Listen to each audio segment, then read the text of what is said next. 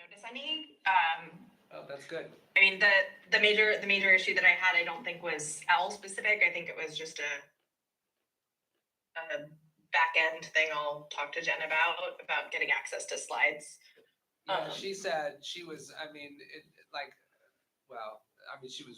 she's like, oh my gosh, York, you didn't like. I haven't done this for years, and so I sent her directions. But she said there were things that happened, and she said you never dropped off the call, but she wasn't sure you did. So that's good. That's good to hear.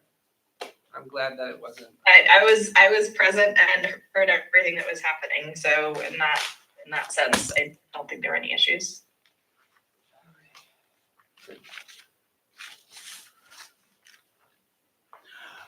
So we'll get going in a minute. Let me get caught up. I had forgotten the meeting started early until just a minute ago. Oh, and did you see this right here, yeah. Jennifer? Really, you saw this? Yeah. Okay. Do you think we can add that to the site? Why don't we just put it on the agenda? Okay. Because explain what it is. She brought it up Monday, and I was like, "We'll just." She said usually Sandy and Steve do it, and they didn't this year, so that's why it's not on. But I said I don't think it would be a problem. Here's this. Look at this now. There's the most updated third iteration. I'm looking for. Okay. When did you send it out? Friday. Nope. Monday. Late afternoon. Maybe 6 o'clock. Hey. Hi, Josh. Oh, really? How are we doing? How are you? I lose.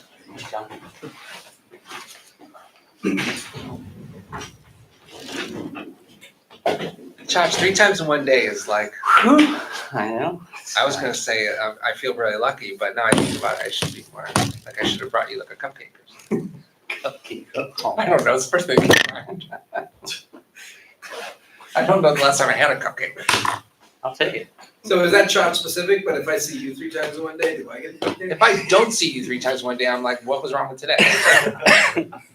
Where was Josh? Hello, folks. Hello. Hey there, is that John? Yeah, hey, I don't know if you have a picture of me. It doesn't show on my end. No, we do not, but we know who you are. Okay. My voice, we're verified. Yes, you're verified. Voice verified. I don't understand. We're a little behind schedule tonight, but we'll be starting momentarily. Yeah, okay. On the agenda, I saw you had me and a couple other quicker people at the start. You're number 1 after public forum and changing the agenda. You're the first on regular business. Okay, awesome. Let's call the meeting to order. Sorry. Recording in progress. I'm not sure about. Are there any additions, removals, or modifications to the agenda pursuant to 1 VSA section 312G3A? I do have one item, a memo from Steve Lewis. This is the one. Yeah. Regarding an addendum to, well, hold on a second. So this would have us waive the FY 2027 penalty to property owners that file their homestead exemptions declarations late. We've done that since 2013. Mm-hmm. It just allows folks a little bit of wiggle room. So I'd like to add that to the agenda. Is it 8B? Yeah, right after 8, between 8 and 9, after the tax rate's set. Yeah. Okay. Anything else? With that, anybody here from the public forum? Nope. So the first business item is Cousins Brewing outdoor, wait a minute. Third class restaurant bar license.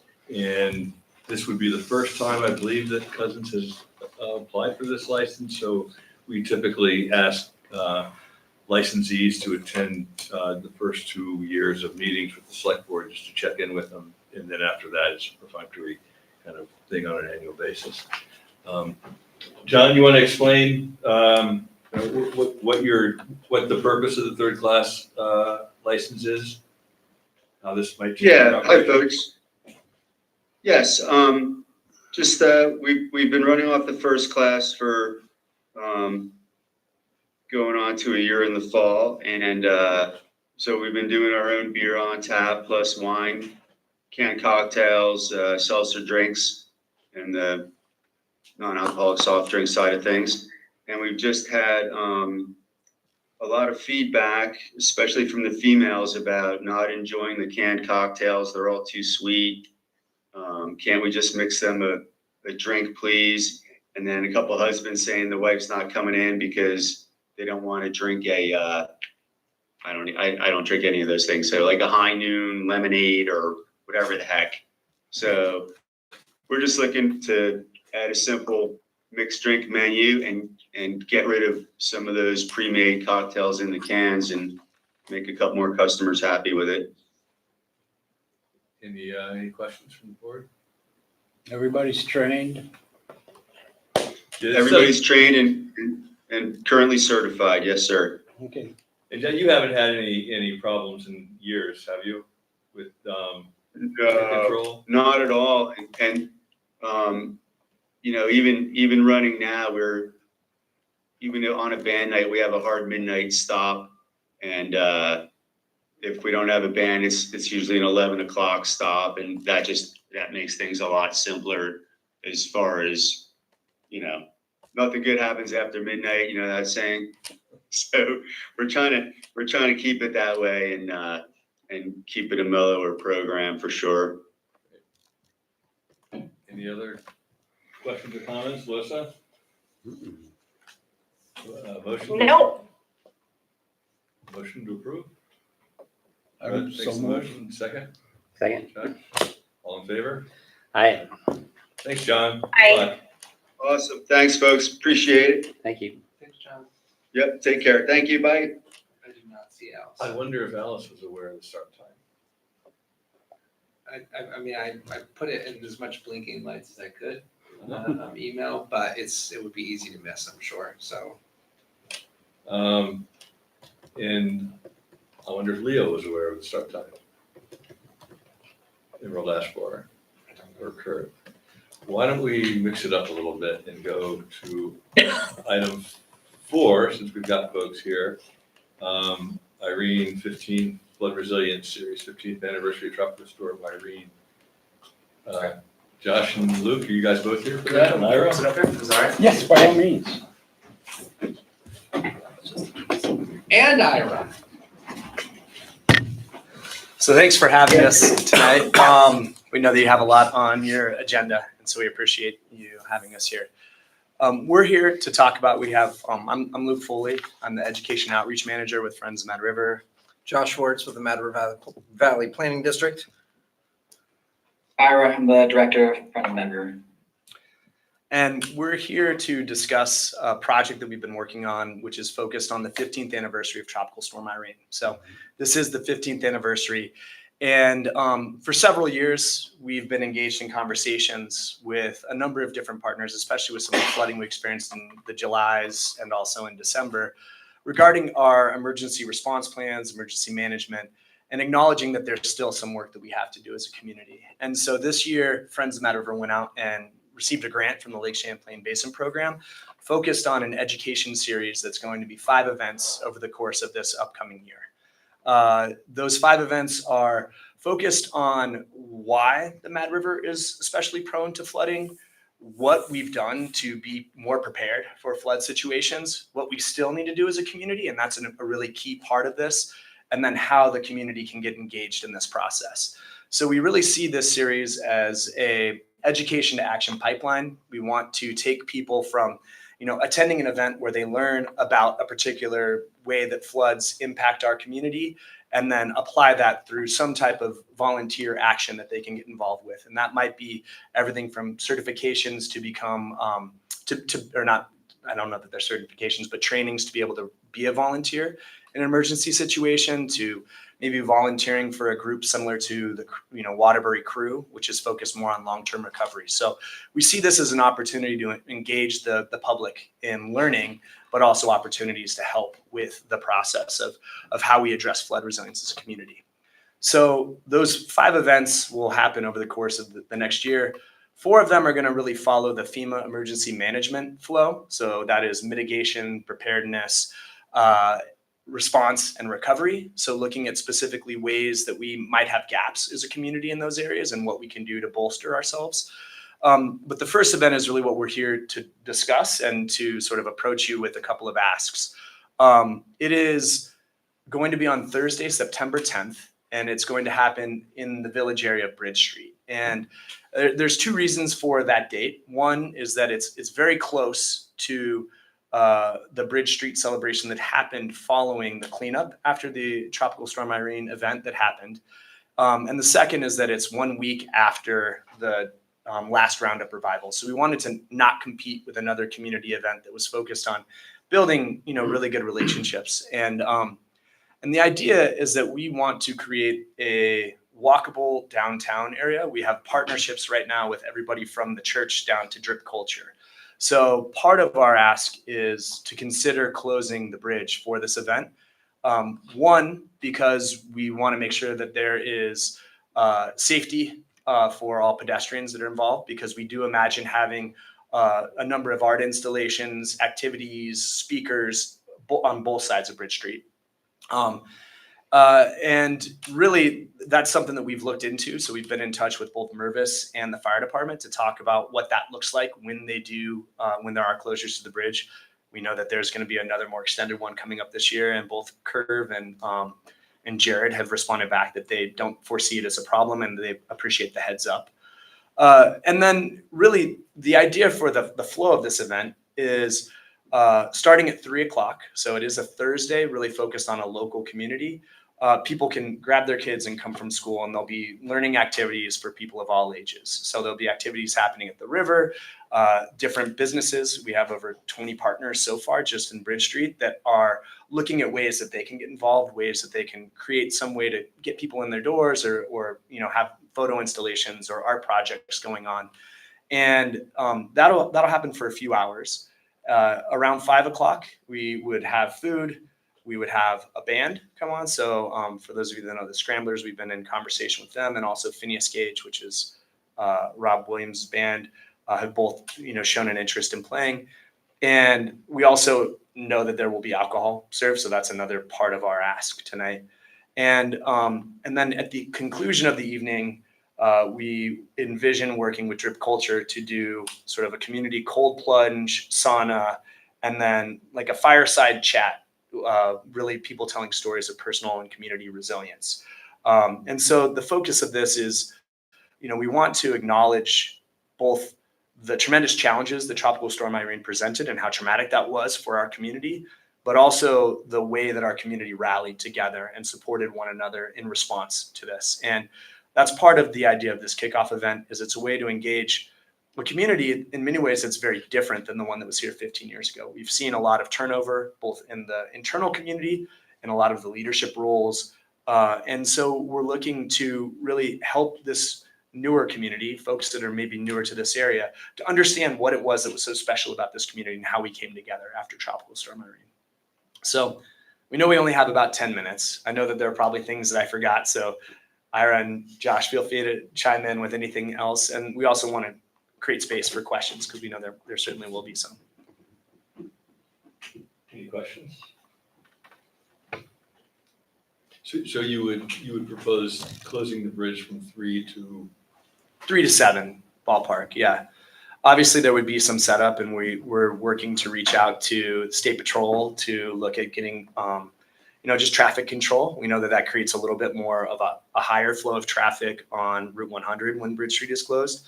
And so that would be one component of it. One of our partners is the VG, so we're talking with them about potentially having a setup on the opposite side of the street so that people don't have to cross with as much frequency for them to be involved. So really trying to meet our partners where they're at.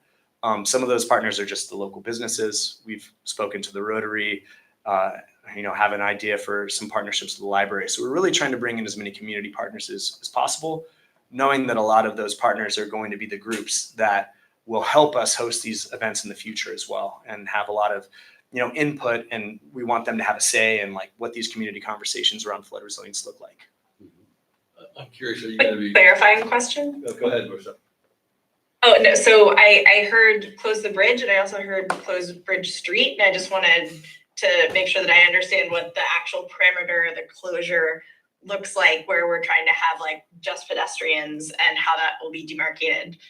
I'm just curious. Yeah, I think I'm not sure if I understood. Yeah, what we're imagining is that there would be some type of road blockage where Bridge Street meets Route 100. And then, from previous bridge closures, I happen to live right near Bridge Street. Typically, there's a detour that's up by Joslyn Hill. So officially, that section of Bridge Street all the way down to the covered bridge on the, on what would be the east side of the bridge would remain open, but you wouldn't be able to pass through the bridge. So that we would detour traffic at Joslyn Hill. But we're imagining, and part of that with the conversation about alcohol is that we would have, a very specific place that any bands would be playing, that there would be a fenced off area. We've been in conversation with Lawson's about serving, so looking at some of the liquor licensing and also working with some of the local businesses in case they want to be involved. Just wanting to make sure that we're covering all of our bases and not putting anybody in a precarious position by having, open containers or things of that nature. Just like the Roundup. Same thing, they have alcohol. Exactly, yeah. Yeah, it's a comment more than a question, but Waterbury's done a similar event, part of their carnival, I think it is, doesn't have the same focus, but where they closed Stowe Street Bridge, and that's all walkable, open container. They've been doing it for at least a decade, and it's really popular event. They keep doing it year after year. So I think it's awesome. Yeah, thank you. Yeah, I'm curious, go ahead, John. Yeah, I was just gonna say my recollection from 15 years ago, the event that happened in early September 2011, that one, the bridge was closed because of the flooding related impact and things of that sort, and there was a band on sort of at the cover at that part of the bridge, and so honoring the work that's happened before, there's a little bit of a precedent. Again, that circumstance is very different, but honoring that in this way seemed to fit with what we are trying to meet here with this project. I'm just curious, on the subsequent events, are you gonna be working with the various emergency management coordinator folks from the different towns? As far as emergency response, it seems like it'd be a really good opportunity to. Yeah, and Franny reached out to Fred a little while back to approach that. She's on vacation now, so we haven't had that meeting, but we've had a number of conversations over 2 or 3 years. Josh and Ira and myself and Fred talking about emergency response, and obviously know that Mad River Valley has other emergency coordinators in different community or different towns. And then, not only would that be local partners, but also some regional partners. When we look at what Waterbury Crew does, when we look at some of the work in Montpelier that John Copans has been spearheading, there are things that we can learn from regionally that will impact and influence some of the decisions we make as a community and might help us along our path of creating some of these similar, groups and initiatives that can make us more resilient as a community. I'll share that Fred, I think Brian and I have been started a conversation of having an opportunity to sit at a table and talk about, real scenarios that could happen so that we're as prepared as possible. Because it's all in writing, but when it really happens, where are we, what are we doing, how are we doing it? And I mentioned that to Luke, and I was like, this could be another good example, because we talk about flooding all the time, but this would be another good example for us to talk about in that table, say, what would happen? What are the risks? What are, the scenarios that could go wrong? And how would Fred and Claire and the team of volunteers, et cetera, respond? And then also, just in terms of when I was talking to Luke, they're learning a lot and already know a lot, and they may want to be at the table anyway when we talk about flooding, and not necessarily the resilience part. Well, obviously the resilience part, but in terms of emergency management, how are we going to respond? I mean, on that point, like there's certainly emergency response and the recovery process, which, we've learned a lot from other communities over the past few years. But in terms of mitigation, part of this effort is also to help the community understand how various projects, everything from like the Irisville central planning, community wastewater, how those are in ways projects that relate to flood resilience. And that way hope to garner more support for those community initiatives because they understand where it fits in the big picture of, how we can be more resilient as a community. So, that it would be part of the effort as well. A local hazard mitigation plan. Yeah. That's where it's all. Do Right. you have any other questions or any concerns with the idea? You guys do a rain date? It turns out to be crappy weather on Thursday night. That's a great question. We haven't broached that subject. We initially were looking at September 3rd.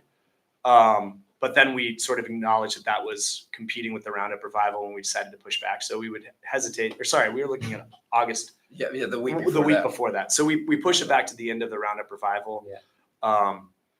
I think we would probably hesitate to do that at this point, just because we're still galvanizing all of the various players and who's going to be involved. But I think that will certainly be a factor that we would consider. And I'm assuming it would probably just be 1 week later. So September 17th. What is the threshold for requiring a public festivals? We will definitely want to put a festival program. I think 150. So we would, it's not a big deal to fill out, but we would Okay. probably want, and I would imagine would be happy to waive the fee. Thank you. Awesome. Sorry. This is another just quick observation, and I'm really glad that this is happening, and thank you for the work on this. I think that there's also potentially work that Stewart MRV and a couple of folks were talking about basically doing a Bridge Street cleanup, and I'm not sure if there's any dovetailing of this event with that potential effort, or I just wanted to throw out there that there have been folks who have been saying that they would love to do a Bridge Street cleanup type of that I think there's a note in the administrator's report about initially. So I don't know if that's an opportunity for folks to work together, or if that would be something that you just want to make sure that it's not competing.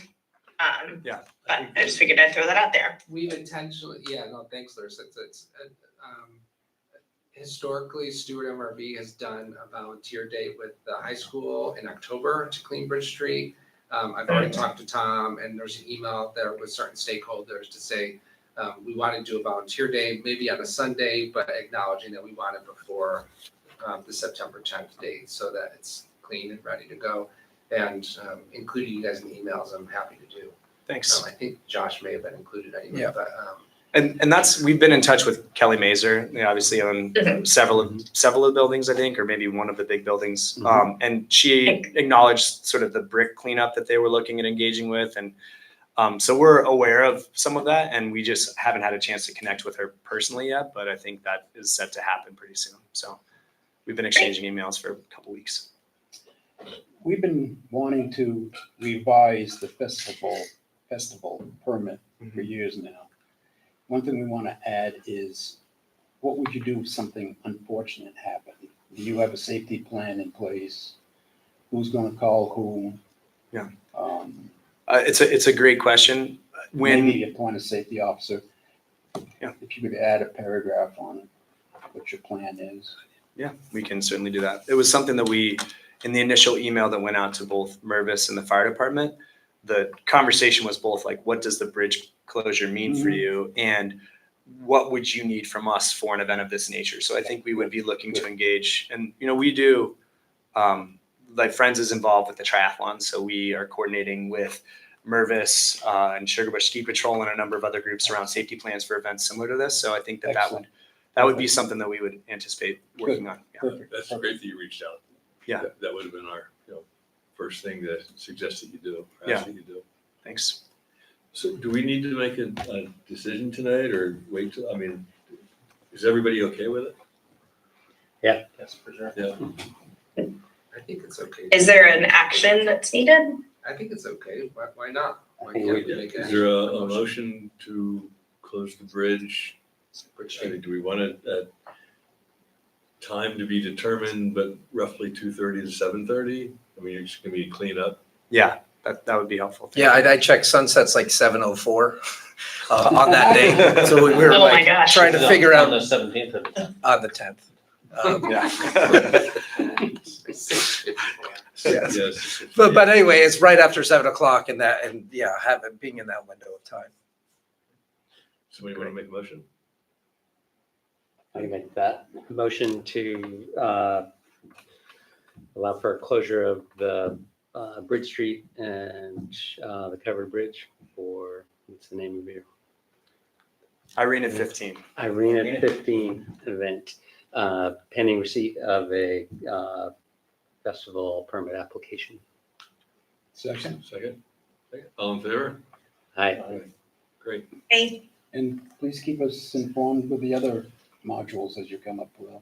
Yeah, absolutely. I'm interested. I'm sure that as soon as Franny is back, we'll set up another time to meet with you to talk about some of the other contents of that email, just sort of other ways to be involved. And Yep. obviously, if anybody has any questions or ideas or suggestions, this is meant to be like collaborative as a community, and we'd love to have your involvement not only in this first event, but also in the future events, whether it's learning us beside us or helping to plan and co-host these events. We'd love that. I'm just like, please welcome your, I personally keep working to say I want to be a partner with all of these external stakeholders that are doing really important work in the community. And I don't want to get in the way. By I mean the town. We just want to be there to help, create the most opportunity to have the best end result. And so if there's anything we can do, please let us know. Great. Thank you.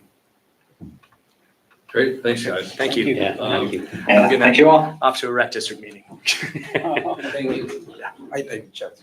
And we were able to move you up earlier. That was good. What's that? Yeah, thank you. Yeah. Laura, Yeah, welcome mine- back. Good day. am I like, I'm sorry about that. I got it everywhere. What was that? There was on on our website. It says- on the website, it says 6:30. So you weren't reminded 5 minutes before the meeting like I was. It's too bad. That's true. Bad for me. So let's go back up. Alice is on Zoom to CVRPC update with Alice Peel. Alice? Yeah, I'm 8. I thought the meeting started at 6:30. We started early tonight because we've got such a full agenda. So we're trying okay. to be as efficient as possible. And everybody did have an opportunity to receive your memo in the packet. So Terrific. Okay, I actually, I wish I had, wish we had done this a little bit sooner. But bear with me, I've had some medical issues that keep distracting me from certain things, but we have discussed at CVRPC. I've discussed it with Christian Meyer, who's the executive director, that we'd like to see CVRPC reps from the town's municipalities actually do this kind of thing, check in with the select board and tell them what activities are going on and what CVRPC is doing for the towns. I mean, after all, we do pay some dues. Let me look. We are, right now, the dues to CVRPC from Waitsfield are $2,613.43, which was a $68 and change increase this year. I guess they do this by a formula that they have, $1.42 per capita. So there are towns that pay less than us and towns that pay more than us. But I looked at this memo, I reread it after I wrote it, and really what I did was I just dropped things on there of things that I've worked on with CVRPC. And I was like, wow, that's a lot of work. I think right now, I put the big ones on top. And the big one was the local hazard mitigation plan. And you can read what we did there. Our next one would be due in 2029. We were late, so this became a really hot priority. I worked with Fred Messer on this, also some reps from the Friends of the Mad River came in on this to discuss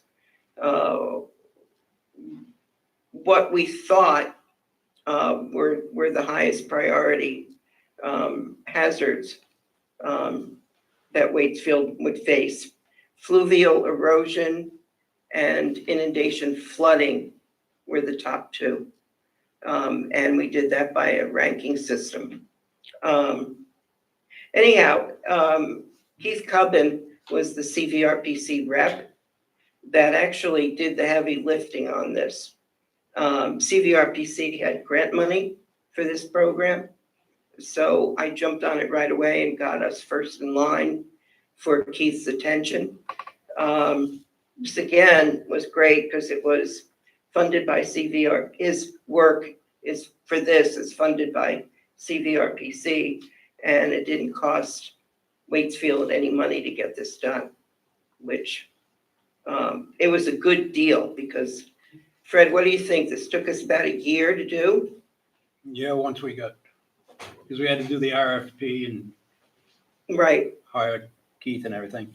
Yeah, and I really appreciate, Alice, that you did jump on this mitigation plan to get it rolling because it was stagnating.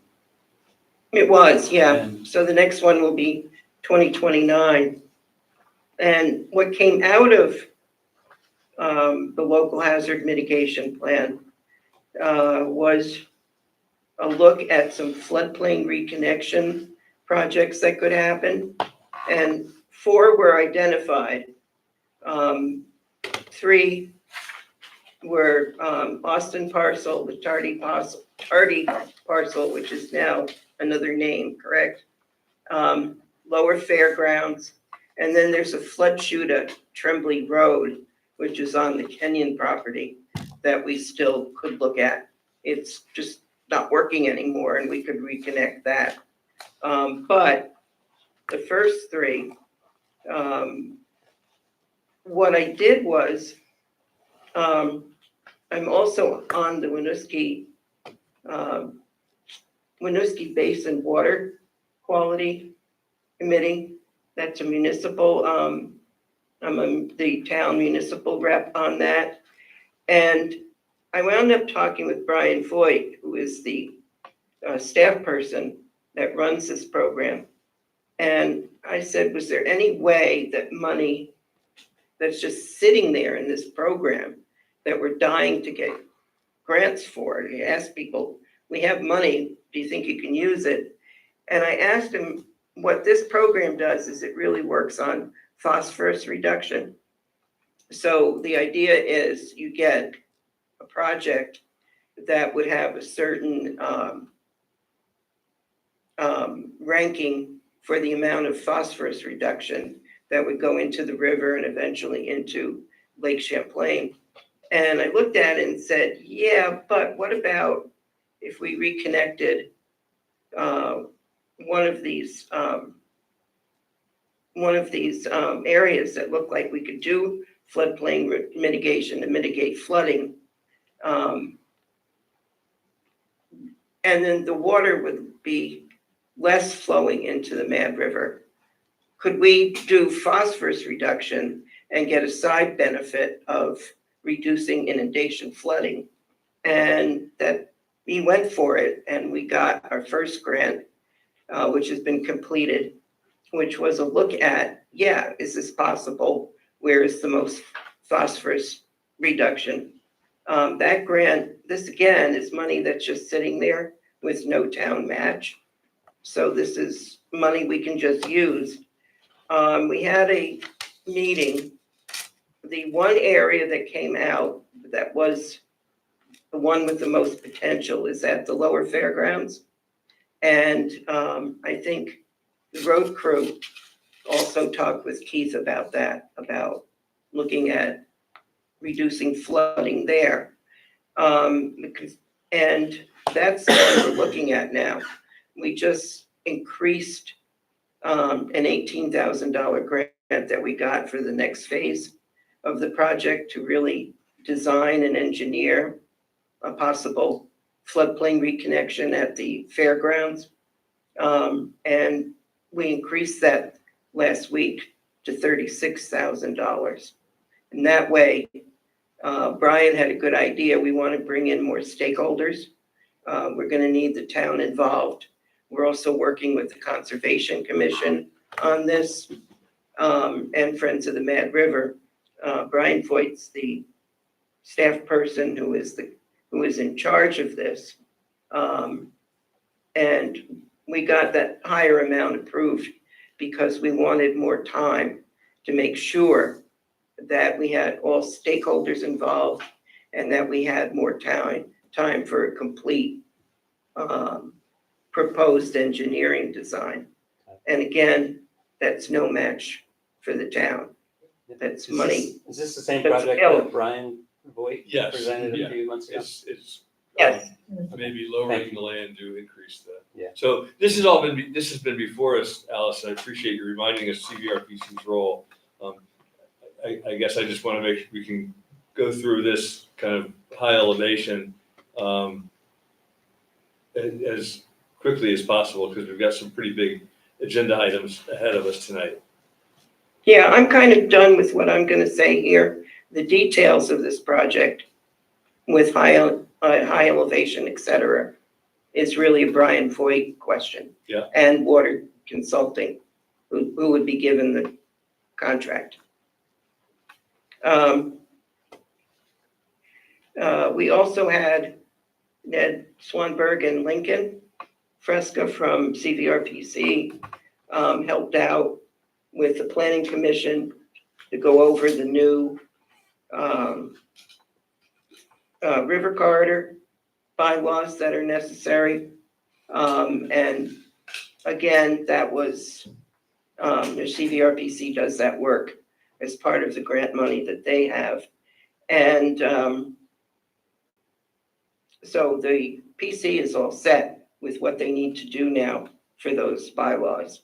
Route 117, very quickly, I'll tell you, entire CVRPC is on it, trying to move it along.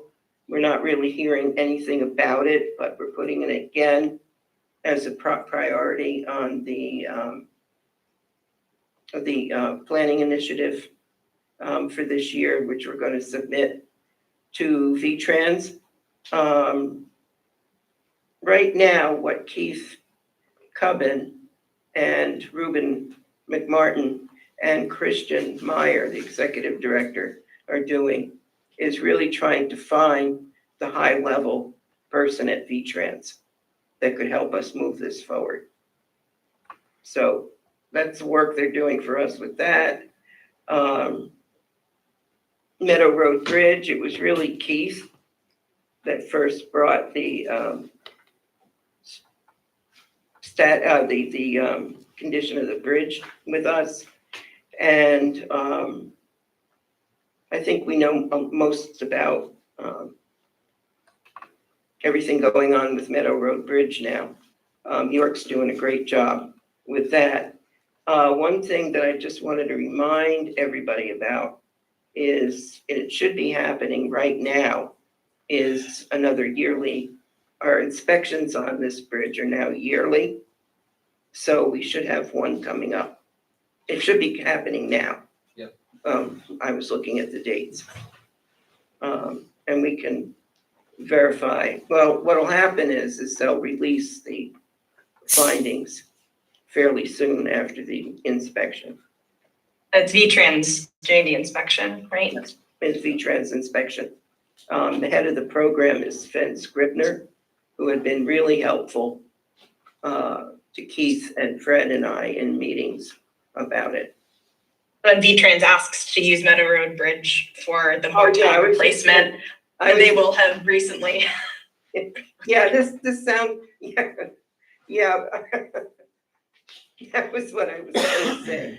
the important thing to know was I was chatting with Keith last week, and he said, "You're not gonna believe this, but I was on an email thread, and I'm reading through it, and V-Trans is talking about using Meadow Road Bridge as the detour when they put in the Mortap, the permanent Mortap." We're gonna be talking about that later this meeting. Yeah, I know, but keep in mind, Keith is all over that one. He said, "I'm not sure you really want to do this."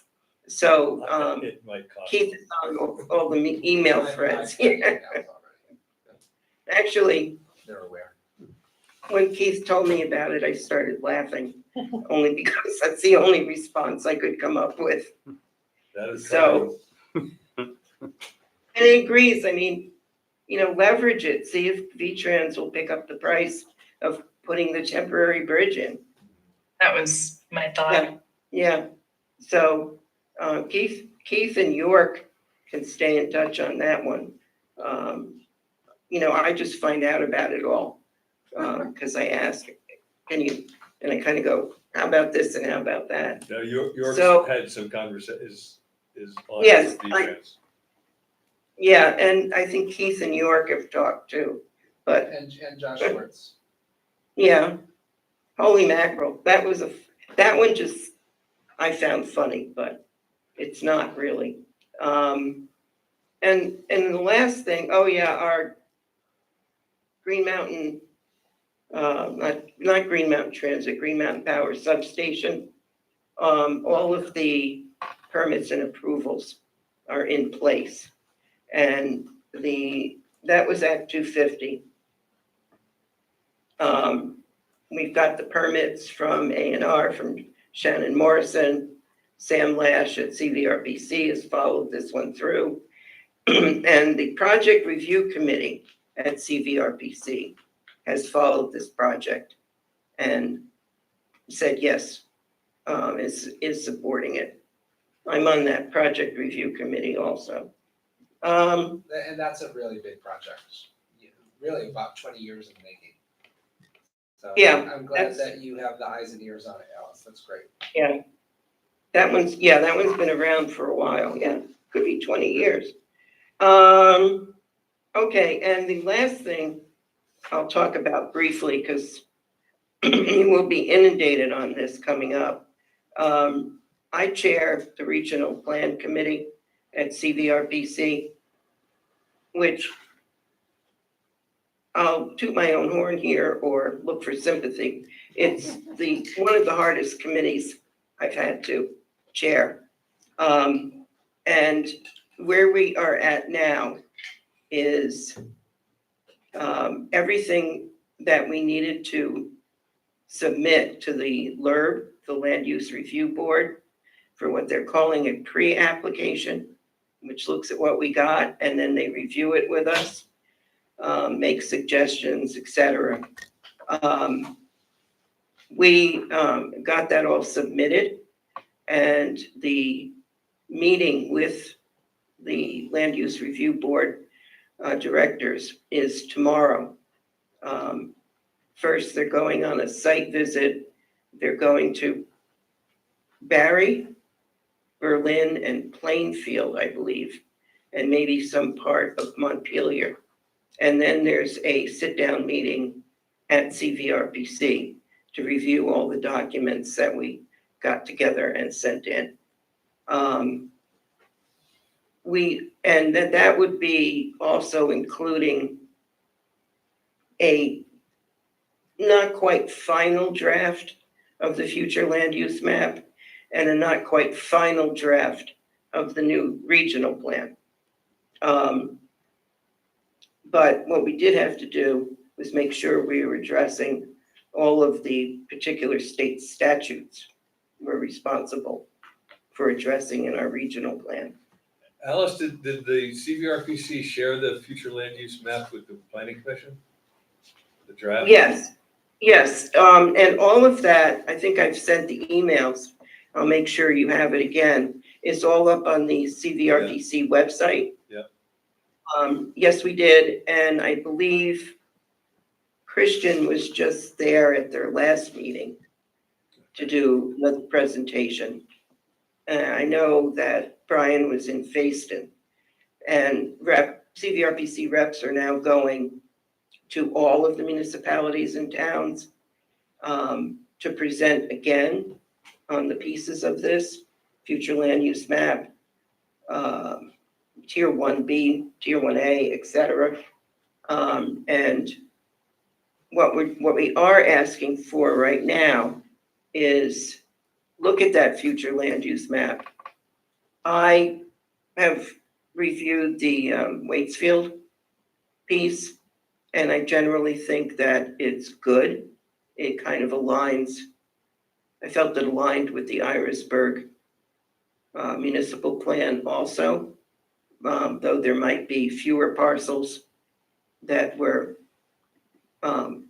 committed to development in the future land use map. But in terms of the regional plan, future land use map, and anything about, I know the planning commission really wants to go for tier 1B.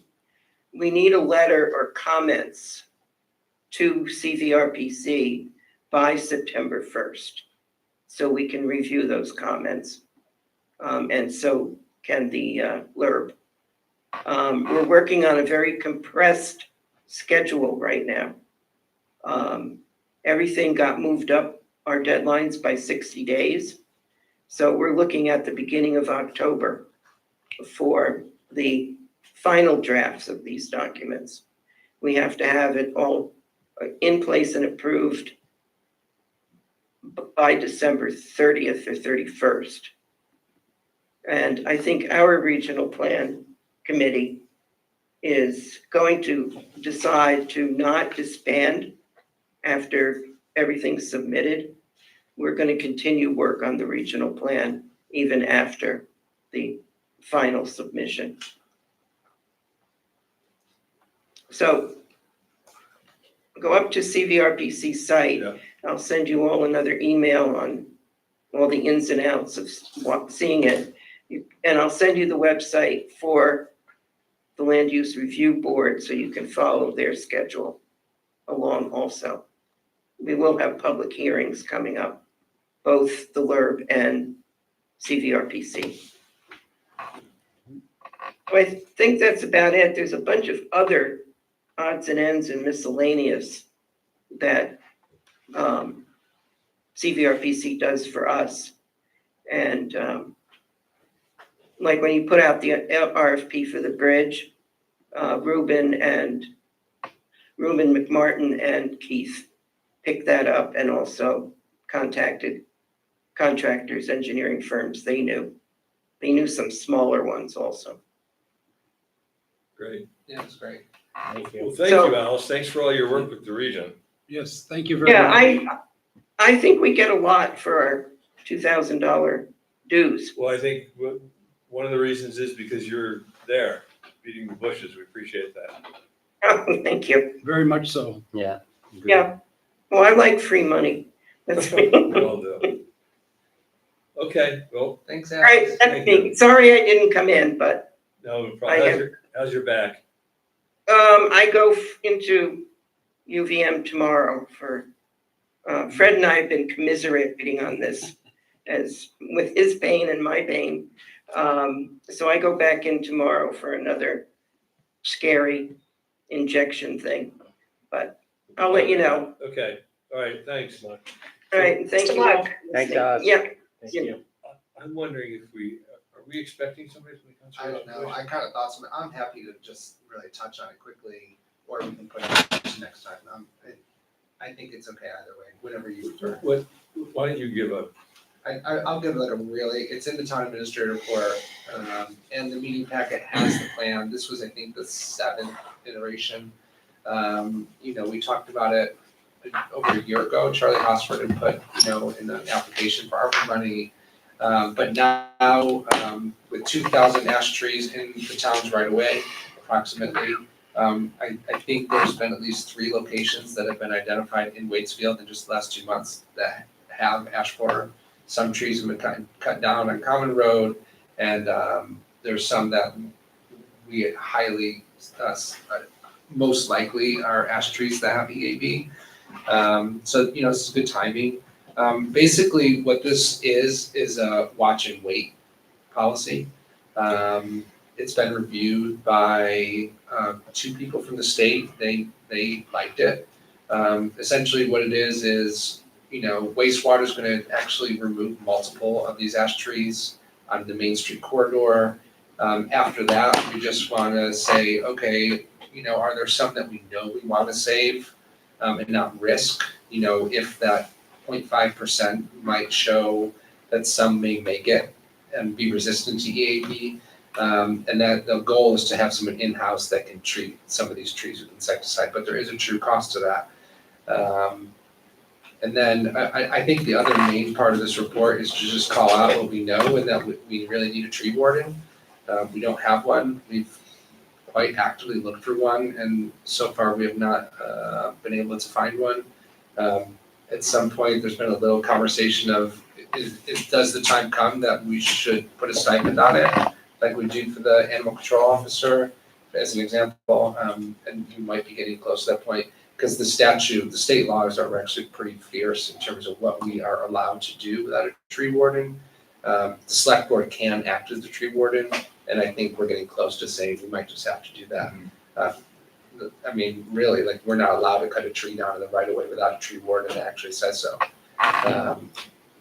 A lot of this is also just education in terms of what we do for our public property that's out of the right of way, like weed edges, for example, and also trying to come up with a plan to educate the public with their own forest management.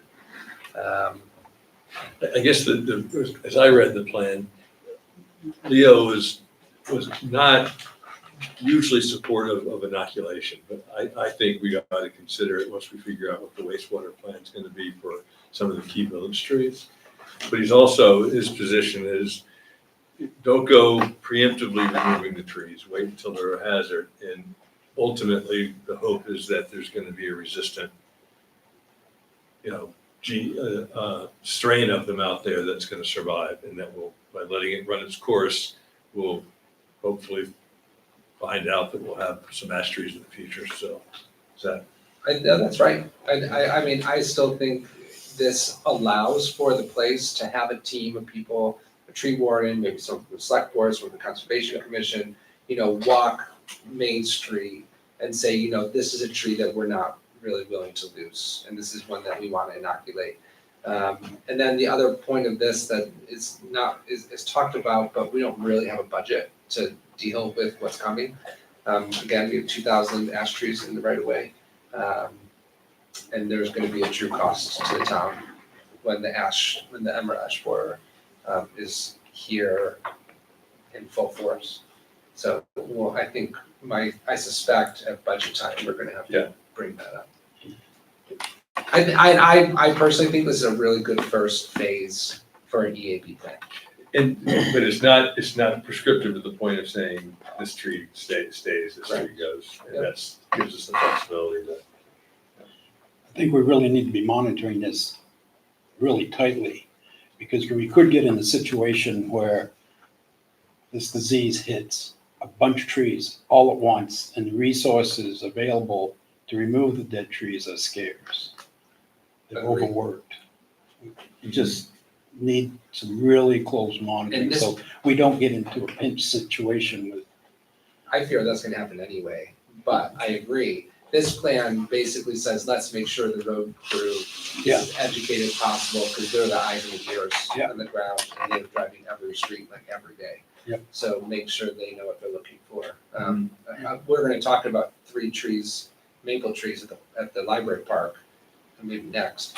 But Adam Whitney, when I met with him, he's like, there's trees right up the road that I'm confident have EAB. And nobody had pointed those out to me, but he sees them from a mile away, you know. And the hope will be that our road department can do the same. Do folks feel comfortable acting on this without having Leo or Kurt or somebody else from the Conservation Commission here? Yeah, can I ask a question? So, treatment and inoculation, that if a tree is not genetically immune, that continues to happen on a certain schedule, right? In order For years. I think until the EAB runs its course and there's no more food for it and they, they're not around anymore. And So it would be a long time. makes sense. And then what happens if there is EAB detected in a tree and it's a tree that people wanna keep? Can you then treat it and it goes away, or? I think by the time you realize there's EAB in it, it's too late, is my understanding. That's what I think we should clarify that. Because usually by the time you like see, you're like, oh, that has EAB, it's been there for a few years. Don't quote me the Well, figures, it's but it's been internal. there, Yeah. it's. Underneath done the a lot of bark. damage. Yeah, so But is there a, part of this, if there are ones we really don't wanna lose, then we would have to take more aggressive action. As soon as possible. is there a public education element to this where we could get citizen scientists out there telling us which trees they think are The infected? Conservation Commission basically, if I remember correctly, in the plan identifies themselves as being, wanting to spearhead the education campaign. Great. And I don't know if they'll have a subcommittee or they just want to do it, but yeah, the plan talks about it. I mean, if they could give just a little bit of much of attention as they're giving to the other invasives, that would be really helpful. They've done an excellent job with knotweed. Agreed. I mean, I think this I is, think especially given the potential hazard that trees that are affected by EAB pose, once they are infected, because it's pretty clear that removing an infected or dead tree is both more difficult and more dangerous, and I think potentially more expensive. definitely. Definitely more expensive. So yes, I concur. A healthy ash tree is kind of tricky to cut down, much less a disease one. They really are. Yeah, they're I'm dangerous. just gonna, I'm gonna repeat it again. Twist We around have- and do all sorts of. We have approximately 2,000 ash trees in our right of way. And I think over 99% die from emerald ash borer. That is, and a tree to cut down costs several $1,000s. Yeah. So let that hit home. So if we let it run its course, there'll be a per tree cost of cutting it down. I guess. And we need to figure out what the cheapest we could inoculate. And we repaved East Warren Road. How many trees did we take? We actually got, a very good deal. Very good. We took out quite a few. Yeah. It was only a few $1,000s, I think. So, I mean, not all, these aren't all huge trees. That's true. So I don't think they're all gonna be, I mean, it'll be expensive, but. I think Montpelier just hired a local arborist to take out all of the, I East think they Montpelier literally did. took out every single one. East Montpelier did, I know that. I don't know if Montpelier, yeah. I East think- Montpelier did over a year ago. It was a huge job. Yeah. And they were like, we don't want to watch it late. We know the expense is going to go up, and they just, I guess, figured out the finances. This is a very different policy, but, this is a very well thought out policy, in my opinion. And again, the state, one person from Land Trust and one person from the state reviewed it, and overall very much agreed with it. There's a small ray of hope. New York is having some success with introducing the Russian wasp, which attacks the emerald ash borer. Which we have here. We have them in Facein. The wasp? Russian, The wasps. Yeah, they had they have been a identified in demonstration, Vermont. they were doing a study where they did it over on the wildlife management area off of Tucker Hill on the way up Okay. and over to Enchanted Forest. Yeah, and they found some? No, they introduced the Introduced wasp there, yeah. Oh, wonderful, wonderful. I think they did several spots around the state, but in the Enchanted Forest area, Tucker Hill is one of the sites they did. That may have been over a year ago, they placed them. I just hope we don't find out that the Russian wasp I is. Ding ding. Yeah. I was gonna say sometime the introduction of another species to take care of one is just, Well, according, they studied it pretty in depth. Yeah, read the plan again, and I think it is flexible and contemplates some of the stuff we've been talking about. You wanna make a motion? Yes, I'd make a motion to approve, I have one in there. Where is it? Yeah, I move that the select board adopt the Emerald Ash Borer in Waitsfield, Vermont, a situation analysis and response plan as recommended by the Waitsfield Conservation Commission. Second, Second. discussion? All in favor? Aye. Hey, Now, Great. it's our job to find a tree warden, right? Or, Yes, so Leo did have someone in mind. Didn't work. It was a Facein resident. Yeah, they were not interested. We should advertise again, or I think advertising is not gonna do it. We should actually I think, give some thought, maybe see if the Conservation Commission might get some Lake ideas. tried. Yeah, And I've had a couple conversations and it's just, I think it's a big job. I mean, given that, Well- yeah, go ahead. oh, no, I was just gonna say, is there a clear, I mean, if we've advertised, there's a clear scope of work somewhere that people can reference? Yep. I realized that if I was gonna go and ask people to consider doing this, I don't actually know what the full scope of work is, and I wouldn't know where to show them. I can try to just find that website and I can share it with, the select board. Or just people who are interested, I don't know.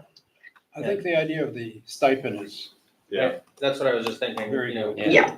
We have this previous scope of work with whatever the tree warden has been needing to do in recent years, and this is gonna add a good amount on top of that. It's a huge job. I mean, you basically still Mhm. volunteering, just like how you guys volunteer. I mean, a stipend is Yeah. nothing, but maybe it's It's a something. little something.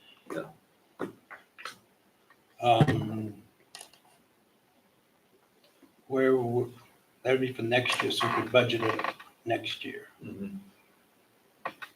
Do we need a motion? No? I don't think at this No. point, but Not if yet, but we could I think we could come I'll up with some money. express if my we needed to. intention to support a stipend for the tree warden. But that's all right. Larissa, in response to your question, technically, a forester doesn't have to be the person to do it, but I think usually it's a forester for many obvious reasons. And when you see this, the law, it's a forester job. I recall Fred saying that at one point, the scope of work was more manageable than its current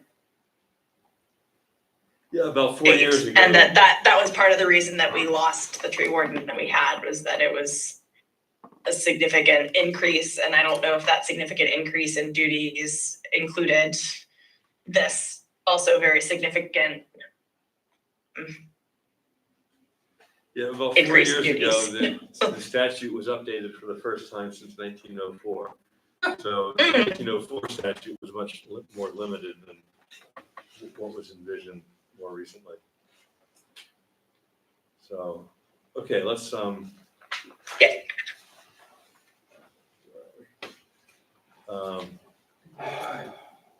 wastewater project update. Josh, are you gonna? Well, I think York's gonna take the lead, but I'm here Yeah, for this we'll come discussion. up and join Yeah. us.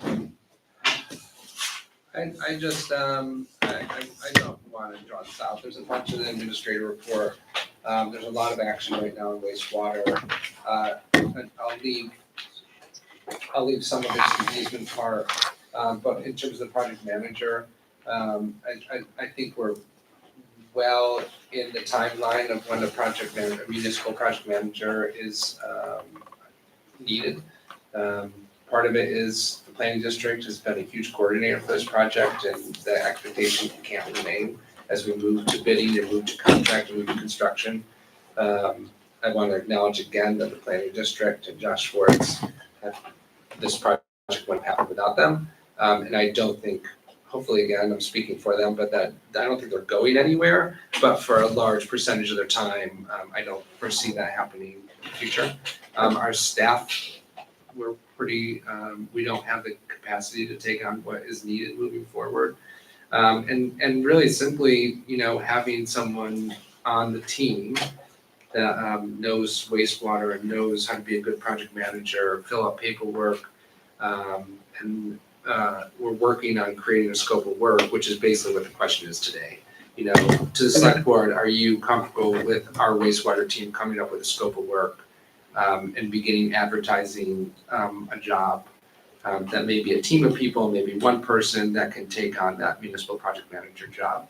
I think those are two separate asks, so I feel comfortable with the scope of work question, That's fine. but I think once we have a scope of work, the advertising for it, I think we'd need to, I mean, I agree that it needs to happen soon. I think that advertising for a job that we don't know, have we like budgeted for it? Do we know what we would be willing to offer? No, I think that's a good point. I mean, partially, I think we're gonna be able to, we're hoping to be able to put it into the PCS, which will allow it to be more fundable by other means. Yeah, PCS is the project cost summary and if the town were to hire a project manager or hire a consultant to act as project manager, that would be a allowable expense that we could use grant and loan funding to cover. So it wouldn't necessarily come out of the town budget. Like we wouldn't have to come up with money from the town budget. We would It'd be likely part of need the to project roll that into a cost. loan and eventually we have to pay off the loan. So it's not free, but it wouldn't be an immediate budget impact. You know, I don't see going ahead with the wastewater project without it. I just don't. The I agree. gotta say, York is doing a lot of work, a lot of different things, and this Yeah. can't be. JB's doing a lot of work. JB's doing a lot. Yeah, of work. there are a lot of people doing I'm doing a lot of work. way Yes, above you and are. beyond. I mean, the truth is, Bob is doing a lot of this work. would have happened months ago if JB wasn't able to step up, and which he did. And I agree with you, Larissa. I mean, coming up with scope of work, and that's the way I phrased it, is, you know, our team needs to come with scope of work. And then the reason I'm feeling a little urgency is I kind of wish we had done this a month ago. I mean, the goal is to have Mhm. someone in place if we can find the right person. And finding the right person is very important, but have the person in place as soon as possible. We are preparing to go out for bid very soon. We'll spend a little more time talking about it in a minute. But the sooner we have them closer to when we go out for bid and before we are ready to review bids and sign a contract, will be really, really impactful to a better project. Yep. So I'm okay, you know, with whatever the select board wants to do. And if right now the task is just me to get a scope of work, that's okay and understandable. But the more we can feel a little urgency with this, not panicked, but urgency, I think would be really good. Well, how about developing a scope of work, an advertisement, and a scope of, and a not as much a scope of work as a job description that includes salary and it could be part-time. It could be part-time sometime and it could be flexible. My guess is some weeks could be 8 hours, some weeks could be 25 hours is Yeah. my guess. I don't think it's a full-time job. No, I don't think. Well, and now that I understand the sort of funding mechanism for this, I'm less concerned. I thought it was something that we would be making I thought we were going to be authorizing you to create a scope of work and then also do something budgetarily that we haven't discussed. Yeah, no, that's fair. That's I wasn't clear. It is not a permanent job, so. Yeah, which I'm not sure we've discussed this either, but that could lend itself to, rather than hiring an individual, hiring a consulting firm, you know, one of their staff that provides that service, which may be maybe more available, frankly, than a part-time. Part-time is a good one. I don't remember what his background was, but Henry Erickson did the water project. No, yeah, I don't know what his background is, No. but yeah, he did a really great job and moved a lot of those pieces forward on behalf of the town. And I mean, there were several iterations of what I wrote in the town administrator report. And I thank Josh for, you know, helping me work through it. And just the whole wastewater team to come up with the way we phrase this conversation. And I think we're getting close. And the other thing besides the scope of work is what the cost will be, so we can put that in the PCS. So that can be part of what the state sees, and that's gonna be really important. And I think the team, if the select board allows it, you know, part of coming up with scope will be coming up with an approximate cost. Well, our next meeting is August 10th. Is it allowable to say, go ahead and make these materials and then share them with us at the earliest date if there's not substantive discussion that needs to be had, can we approve it over email, or do we need to wait for the next one? I think that's fine, but you're right. I mean, August 10th is not that far. It's going to take a little bit of time. If it's okay for us to, find a cost that's most likely to put that into PCS, doing that sooner or later, I think is pretty important. Yeah. And basically by August 10th, maybe say we're going to have somewhat of an idea of what the, employment ad would look like. RFP, it wouldn't be an RFP, what would that be called? RFQ. It might be an RFQ. That's what the water one Qualifications. was. So I think that would be reasonable. Does that, because it will take a couple weeks for our team to come up with a pretty concise, Yeah, so that's a couple of Scope. weeks. and then we'd have to, I know there's interest from another stakeholder that would like to be part of the hiring committee. So. Does that make sense? Yeah, So I think- we'll take it up on the 10th and be ready, likely to push it out on the 11th. Okay, so we're okay with what I just said, come up with an approximate cost and come up with a scope of work and a job ad, basically. Yeah, but I think copy that's ready to go to print, basically, as soon as everybody's taken a look and said, Okay, Yeah, but I appreciated how diplomatically needed to put it, but the reality is we need this. So, Let's It go. would have been great a month or two ago. I mean, the project is in this moment of this transition from the planning stages into the, an implementation piece. And so having some, there's definitely a need already, and there will be increasingly as these responsibilities shift. And I'm comfortable moving on to easement part. And do you want to take it? Josh, do you want to take it, or do you want me to take it? Take which? The easement, just talk about easement and probably the bidding a little bit, and the contracts. Yeah. I'll just Go say ahead. that, I'll start because, easements are complicated. We do know the truth that easements, do not have to be signed before we go out for bid. They do have to be signed before the contract is signed. I'll keep it simple like that. I did hear today, this evening, that we do expect to get the easements next week, which is from SP&F attorneys. This is a draft easement from the lawyer. Which is a very important okay, step. so this is, we expect to have the language on the forms. They haven't been distributed or signed, so it's okay. That's right, but but there's been pre-work done. a lot of work. Yeah, like part of the reason there's been a pause is because we didn't have a project manager. JB took up a lot of that first efforts, December, January, February. And then it took a long time to get Nemrick on the cloud. If you remember, the Selectboard voted to do that months ago. That finally happened in June. SP&F didn't really want to start until we were on the cloud because they do land records for each place. And I mean, the easement should be ready to sign, I hope. Because there's a question of easements and timeline, when we go out for bid, I'm trying to keep it simple so that we don't take forever. There's two bids, there's two contracts. Contract one is the treatment facility, the MUN site off Kingsbury Road, and Leachfield. And then contract two is everything else.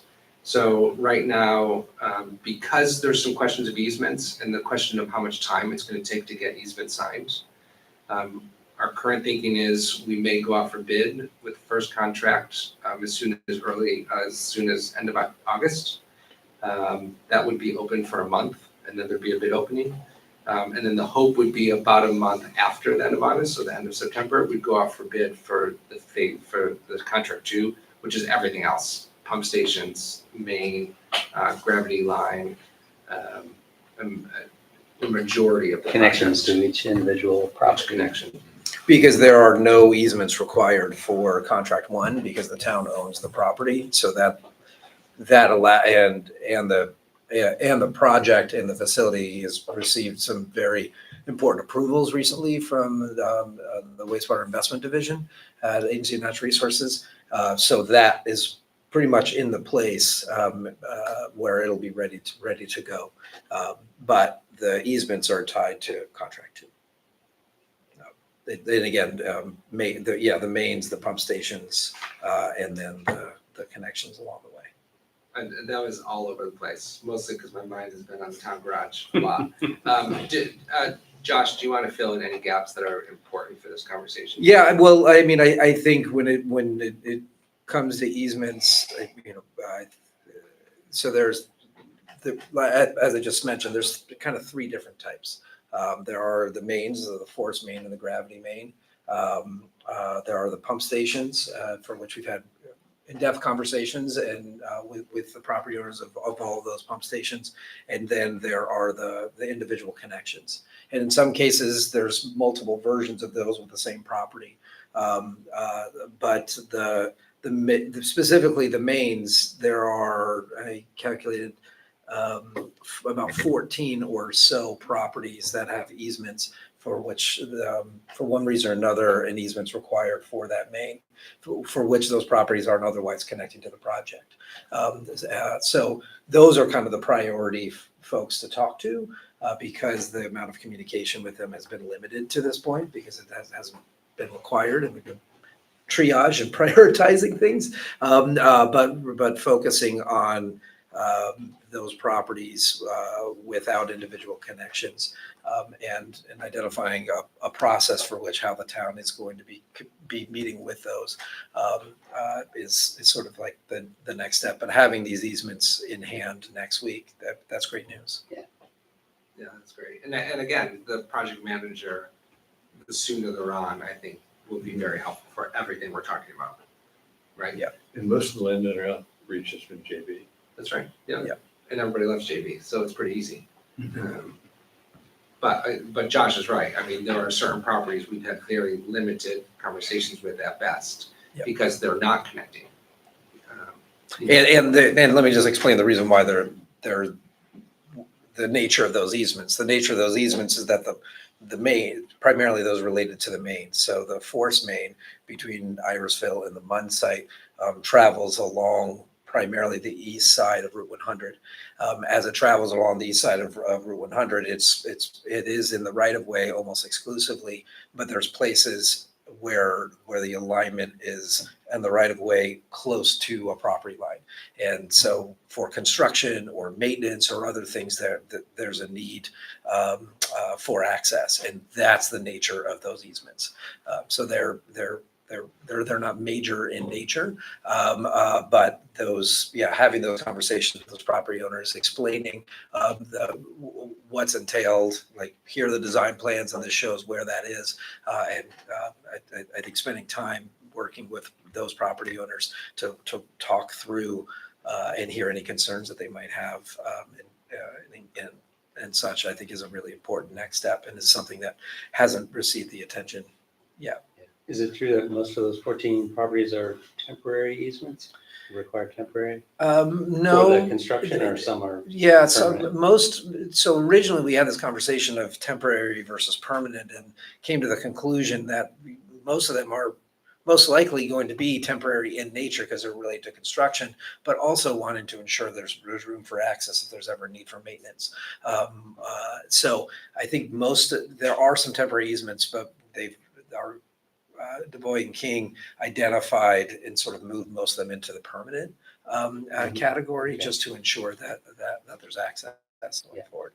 But it's things like the pipe is running along the road and the right of way is not a straight line, and it kind of goes like this, and the pipe is a straight line, and then there's an area here that's approximately 6 to 8 feet out for that area. So that's the nature of those. We're not kinds. asking it to go down through the middle of anybody's property. So- Correct. That's right. And V-Trans was clear they didn't want to going through the middle of their property either. So trying to find that middle ground, It which never is touches Route 100.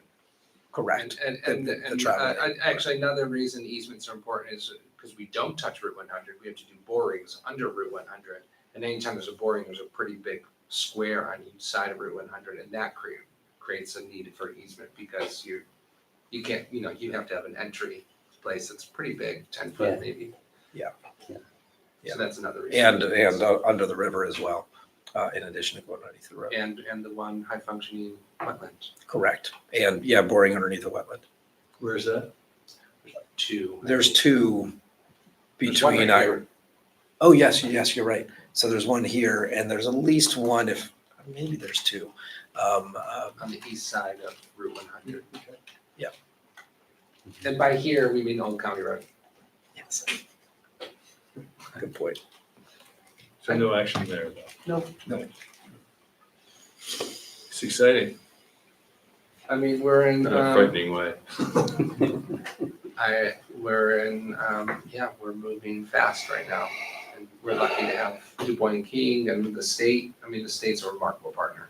So we're very fortunate. On our meeting, for our 2+ hour meeting that we had today, a regular every 2-week meeting, there were 3 members from the state staff that were on that call, and they were all very useful and very helpful. And it's, I remember when we started these, it was like we would talk about things and then be like, okay, so we have to follow up with these 3 people at the state, and that sometimes could take a while. So having that resource in the room when we're having these discussions and having them hear what we're talking about and getting really quick responses is really incredible. So yeah, they're a fantastic partner. I'm good. Josh, you got anything to? No, second, everything said. We get there. Okay, thanks, Josh. Yeah, thanks all. Josh. So, I mean, Thank you, Josh. thanks Thank you. for everything. Yes, quite. And My then pleasure. And I'll let's say, just make sure, well, the steering committee thank you. is our. Yeah. Waitsfield is the chair and vice chair. That is correct. So Well, we should make sure that. our Vice chair's in the room. Thanks to the rest of the steering committee for all of the commitment they made, Yes. the planning districts made to this project. Well, I remember when we started this conversation 3.5 years ago, trying to identifying what the need was and trying to figure this out. And the Waitsfield Select Board made a request of the planning district explicitly for a year to start. And at the conclusion of that year, the Select Board wrote a letter expressing its appreciation because it is a fair amount of resources being focused on a particular project for an extended period of time. And so, as you can imagine, the district's trying to balance a variety of different things across the valley. So I do appreciate the support of the planning district steering committee broadly. And yeah, hopefully the proof's in the pudding. That's worth it. It's going to benefit the whole valley. Yeah. Thanks all. Thanks. Thank you. Josh. So Jocelyn Library Park Trees. Pretty quickly, If folks read the, I don't need to say anything if you read it and you're ready to say what you think. Having been through something very similar with 2 very old maple trees, I can say that pruning, you don't say that. They're basically in hospice care right now. It's like, it's not if they die, it's when, I think, is the read I got, at least. No, that's exactly right. And so I'm personally in favor of just going ahead and taking them out, but that's me. I just want to say, I had kind of hoped that the road department could maybe prune it and then we could budget for it adequately. That they just don't have the capacity. They can't get everything done that they have to get done. They are willing to do the traffic control if the board chooses to have them removed right now. Again, the library board's been pretty concerned about the dead limbs, being over the park and being over the sidewalk on the library property. So it's been brought to my attention twice by the library board and the library director, which is why it's before you. Again, Josh and the crew are happy to do the flagging because it's gonna be pretty early in the morning and they, Adam Whitney's crew is pretty fast. I think this is a very, considering stump grinding, $6,000 is really quite good. yeah, I think we should do the stump grinding and get more trees in there Yeah. next Yeah. year. Yeah, the plan would be we have money for street trees and to replant them as soon as possible. Yeah. Unfortunately, those are not very old trees. But maple trees, it turns out, are just not best for street trees. They're for not multiple a reasons. good street tree. And so the goal would be to plant something else that's more adequate. Does the town road crew, have they had the flagger training? I know they do flagging. Have they had the? Somebody does. That's not the question. That's why my answer was meant to be a little funny. Yeah, I think if they're doing flagging in the middle of Route 100, they have to have the flaggers course. Yeah, I guess most of their flagging is on much less busy roads. Yeah. Flagging on Route 100 in morning rush hour would be not a lot of fun. I'm also thinking this is their busiest time of year, and do we really want to put this on them to save $600? Yeah, that's my feeling as well. they are very busy. Yeah, I just assume And keep them focused on what they're good at and not put them in harm's way. I agree with that. Where are we paying for this? Tom? Don't ask me. We have no money around it. That is That's going not in. my That's, I mean, Just no, pull the quote we have together. little things pop up and there's. No, I just wonder, we have in a our street, budget. what did we have in the street tree reserve? I'm looking. This, and like, there are little projects that come up. No, I know. Yeah, but this one's a little more costly than others, which is why I was trying to figure out a way to maybe just prune it, but Adam was clear. Paying him to prune it right now, when they are actively dying, would just, you Yeah, know, we don't need a bunch of branches coming down during story hour or anything like that. that's a good example, Brian. So street trees, showing a budget of 30 grand at the end of FY '26. A balance. Balance in the reserve account of 30,000. Do you 31,000. you wanna use the street trees for the removal? I'm okay with that. It's- I mean, that's Yeah. kind of what Concerning it's, street trees. that's what it's for, right? Yeah. That's- Okay. Yeah, I just made this decision for Maple also, and I chose to remove it, so. I just want to share that apparently there's new elm trees that are being grown in Vermont that I just think is wicked awesome. And what an exciting street tree that would be. There was the Liberty Elm. I'm not sure if it really, there was an effort. Liberty Elm was supposedly resistant. I had one on my property that died, but after many years. Yeah, we planted elms there, and they've survived, but they're super slow growing. Yeah. They How take, are they? it'll be Not a great street tree. your grandchildren. We appreciate them, not your Well, the children. oaks have been doing really I well. like oaks because they are so good for so many different critters. Great street tree. And if you'll look out there, if you ever walk, if nobody mows their grass along, oaks are growing everywhere. Yeah. Little oaks. And I'll just, there's an, I think it's an oak in front, there's maybe two in front of the town office. And I think they were planted after it was built and they're pretty nice size. Yeah. Like, and that's only been 10 years. We'll figure that out. They let the tree board. Yeah, our new tree warden can make a recommendation. Yeah. So, motion to go ahead with the Whitney proposal, including flagging to be funded through the street tree reserve fund. So moved. Second, Second, Second. any discussion? All in favor? aye. Aye. Great. So on to the town garage. We're flying through this agenda. Do you This want one me will to be say a quick. lot or do you want me to say a little? So I've got a lot to say about B and C, but let's Yeah. deal with the phase two. Well, the phase two environmental is, KAS did, a phase one, it was a couple $1,000s. They identified multiple things that are, need to be that need to be explored more, to realize where we are in the timeline and what the risk is. Those main things are finding the old septic, finding where the drain in the middle of the garage goes to, checking the soils for the fire that had happened in the 80s/90s. There's some I don't clarity. remember that. I guess it happened. I don't have a strong recognition of it, but Which, did it burn a building down? About half of the current one burnt down and they rebuilt it.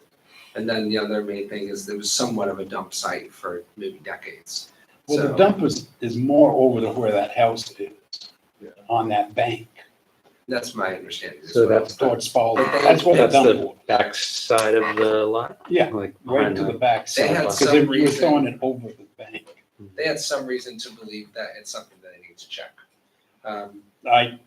That was used as a holding areas, let's say. And I'll just share that I visited the Warren Town Garage site yesterday, being built by Rearc. And they, it looks great, huge site. But they did not know what they were getting into, and they ended up having to dig down 12 feet. They found so much debris and that they did not expect to find. Like I'm talking like trailers that were smashed flat, lots of cables, and wires, and gravel. I think they found a bridge, like concrete, So like is it basically no stumps? remnants of an entire bridge. Maybe They we did could not use it know down it was at the there. railroad. And that created change orders, it created expense, it actually, they were ahead of schedule by 2 weeks, and this put them back on schedule, so it took 2 weeks extra. And part of the point of all of this is, you know, if we stick with the current timeline, which we're gonna talk about later, this should hopefully reduce some of the risk of that timeline. I think it'd probably be a wise idea. It's necessary if we wanna, I mean, we're gonna have to do it, there's no way around it. Yeah, no, Doing let's this. go. We do have the money in the reserve, it's $30,915. And that is not for remediation. Yeah. That is for the phase 2 study. But remediation And that, can be wrapped into the project cost. Go ahead, Lois. no, that was basically gonna be part of my question was I recognize that this is entirely fact finding. And are any of those facts going to result in a potential estimate for how much we think remediation will cost? I know it doesn't include the actual remediation itself. That's right. I mean, the other main question is the water table and the storm water and water. But that's all wrapped up in this administrative report and I mean, I think the We'll civil find out. engineer and the designers will take this information and figure out how to design a building that addresses the issues. I mean, we've been very intentional, the architecture firm, our town garage team, at trying to identify as much risk as possible so that we can stay on schedule and, you know, that can reduce the cost a lot the more we know sooner. I mean, for example, the geotech, we did, I forgot if we did 8 or 10 drillings. The Warren site did 4. We're quite more confident in what we know about our soil than they knew. And that makes me feel good. Is there potential, not to be a downer, but if we find things we don't want to find at the current building site, is there potential to move build the same building on a different spot on the lot and avoid disturbing the site as much or something? MH2, our architecture firm, and I spent a lot of time talking about that yesterday and today. And so I think that we're gonna spend at least a little time at the next town garage meeting to explore that for multiple reasons. Yeah. Okay. Yeah. So yes. So motion to go ahead with phase 2? Yeah, move to authorize the town administrator to execute the KAS Inc. work scope proposal dated July 2nd for a phase 2 environmental site assessment at 761 Tremblay Road in an amount not to exceed $30,915 funded from the town garage reserve fund, and to acknowledge that any remediation, additional site investigation, or subsurface structure removal identified through that assessment is outside the scope of this authorization and would require separate select board authorization and a separate funding source. Nice motion. Well done. Wow. Thanks, York. I'll second that. Any discussion? All in favor? Right? I knew that remediation was gonna be just.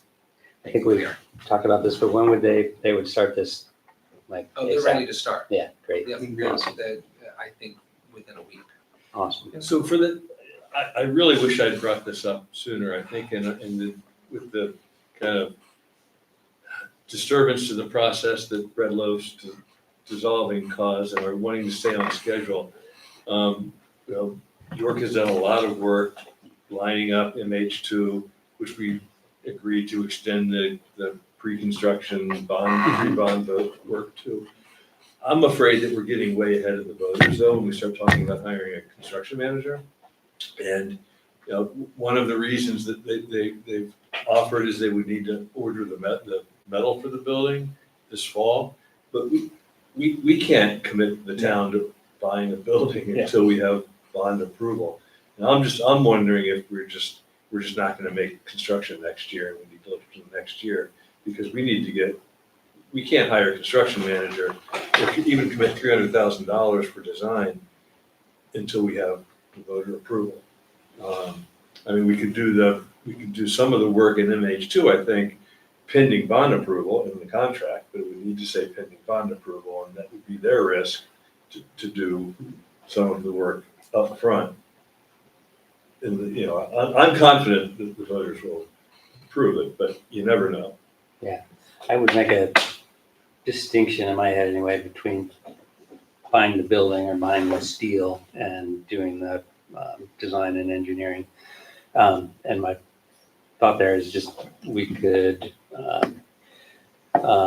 if we did the design and engineering, committed to $300,000, I think we have the funds to do that, or could borrow the funds to do that. Borrow against reserves. Yeah. Under the fund balance, et cetera. Where are we going with that? But if we didn't get our act together to have the bond vote in November, we could still do it in March. If we failed in November for some reason, because we didn't take the time to explain it well to the voters, we could come back in March or November or a special vote. So to me, that money spent on the design and engineering isn't gone or useless. We just keep trying. The building that's a different one. Like, what are we? So the steel shows up. Like, where are we going to put it? What do we do with it? We may find things in the environmental assessment that cause us to do. We have to pick a new site. We have to do something else that says we shouldn't buy the building today. But again, that design piece.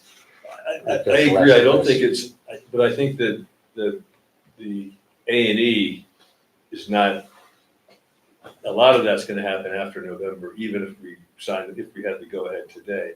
I'm wondering if we could pare it back to what MH2 can do between now and November. I agree with you, they should go further than just getting a cost estimate and bond information. We should move the project forward.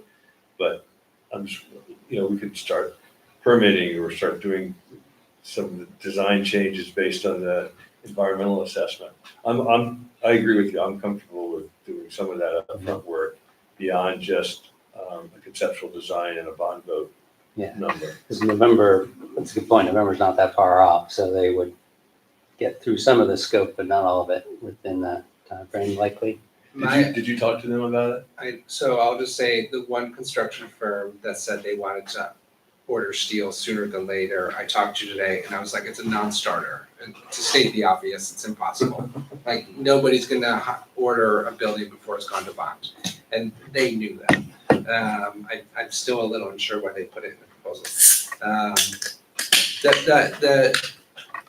So the A&E fee and my approximation of 70% to be spent before we go to bond is just about, I estimate, the only path forward to stay on a 2027 build timeline. If we don't care about moving to 2028, which is fine, we can still have a bond vote in November. There's still going to be some upfront costs to figure out how, to really have somewhat of a better idea. We lost Breadloaf. So we're not starting from square one, but there are some things we have to answer. I would like to do it with the CM.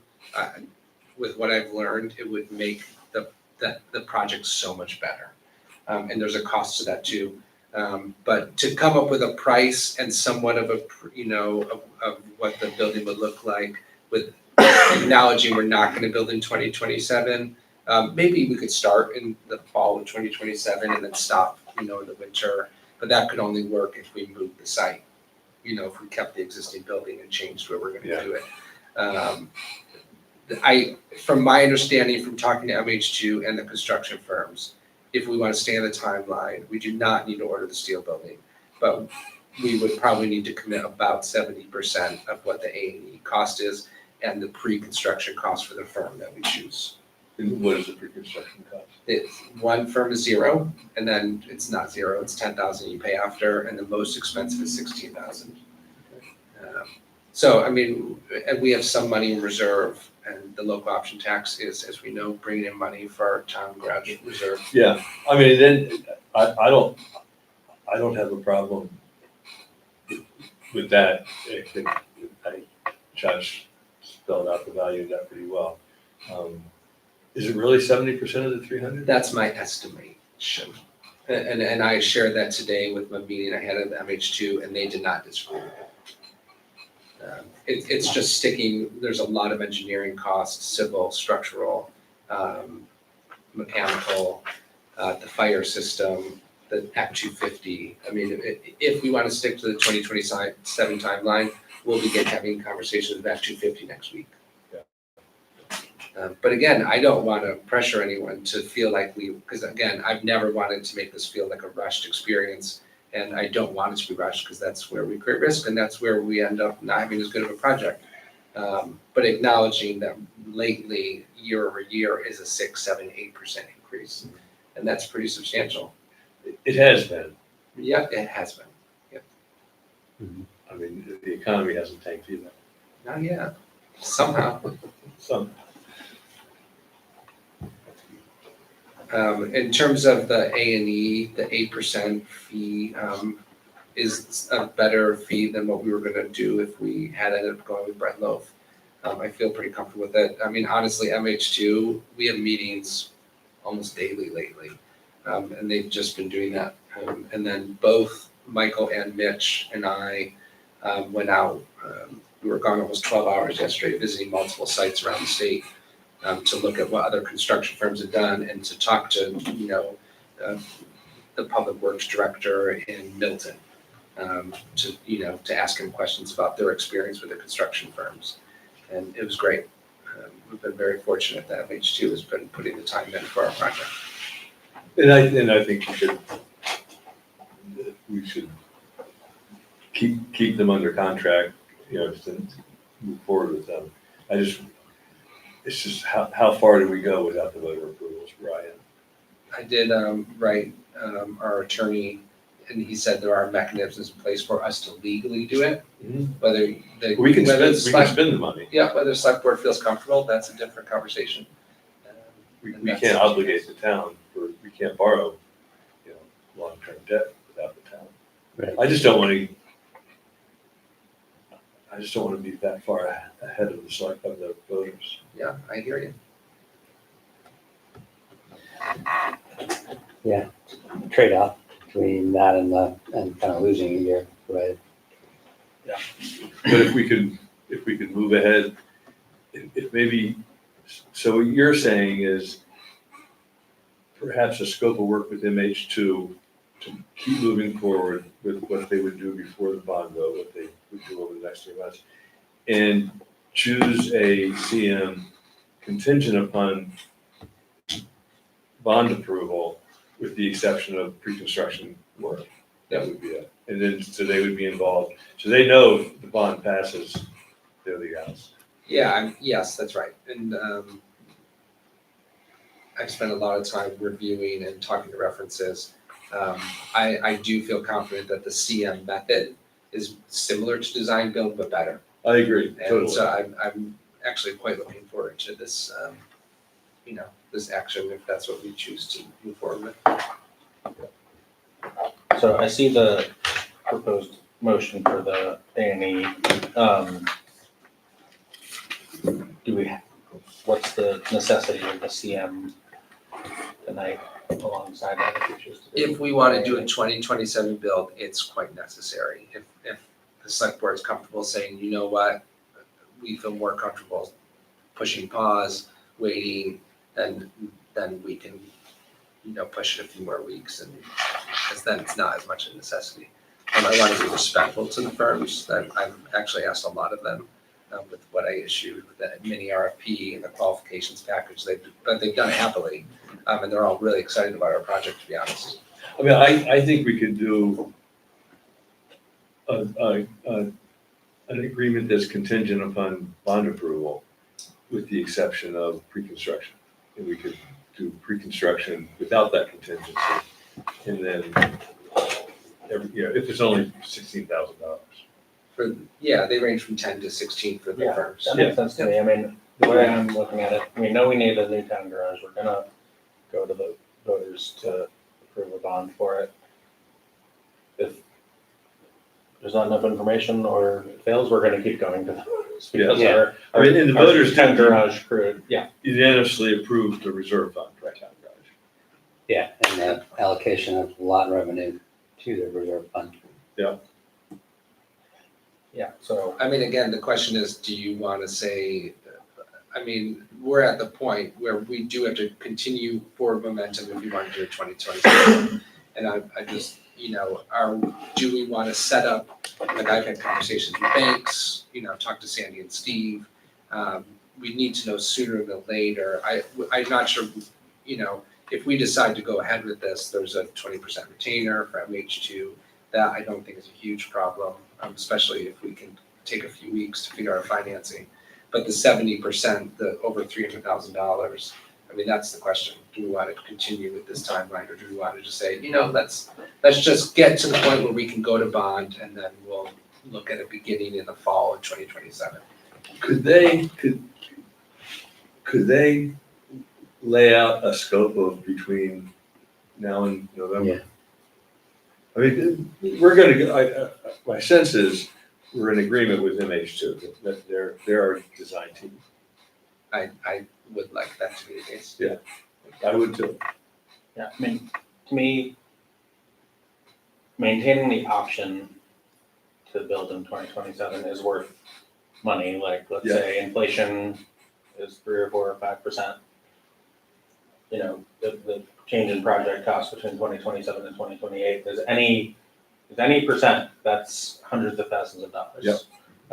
And so maintaining the possibility of being able to do it next year if everything goes smoothly is worth both money and, I think that's in our fiduciary duty to try and do that for the taxpayers if we can, and if it doesn't cost us any, if we're doing it in a measured way. Yeah. That makes sense. to me. And all of the CM folks are gonna understand that it has to be contingent upon the bond. That would definitely be in the contract, yeah. And I think in MH2, I mean, if they know we're gonna go for them, but they have to be contingent on the bond, but we're willing to put more money up front for them to move it forward, just stay on schedule. So just to say what you said, like basically say, can we come up with a clear picture of what the scope would be to remain on a timeline for a 2027 build, but understanding that trying to keep that as tight as possible to have more of the percentage after the bond than before, but acknowledging that we are trying to keep the 2027 timeline open. That all makes sense to me. So does that require a motion at this point? Yeah, if we are accepting their proposal and accepting, a retainer and moving forward, it means that I need to try to figure out funding. And even, I can't say if we wanted to get a loan, that would 100% require select board approval. But I think to say we may borrow from reserves or just come up with a mechanism where we talk to Sandy and Steve and begin the process of saying, how are we gonna fund this through November? I think that needs a motion. I don't know, I don't. Well, he's got a draft motion here, if we wanna edit it or add what we need to do, it's on page 14. Get it to a place where we're comfortable with it. And that's why it's a good page, the very top.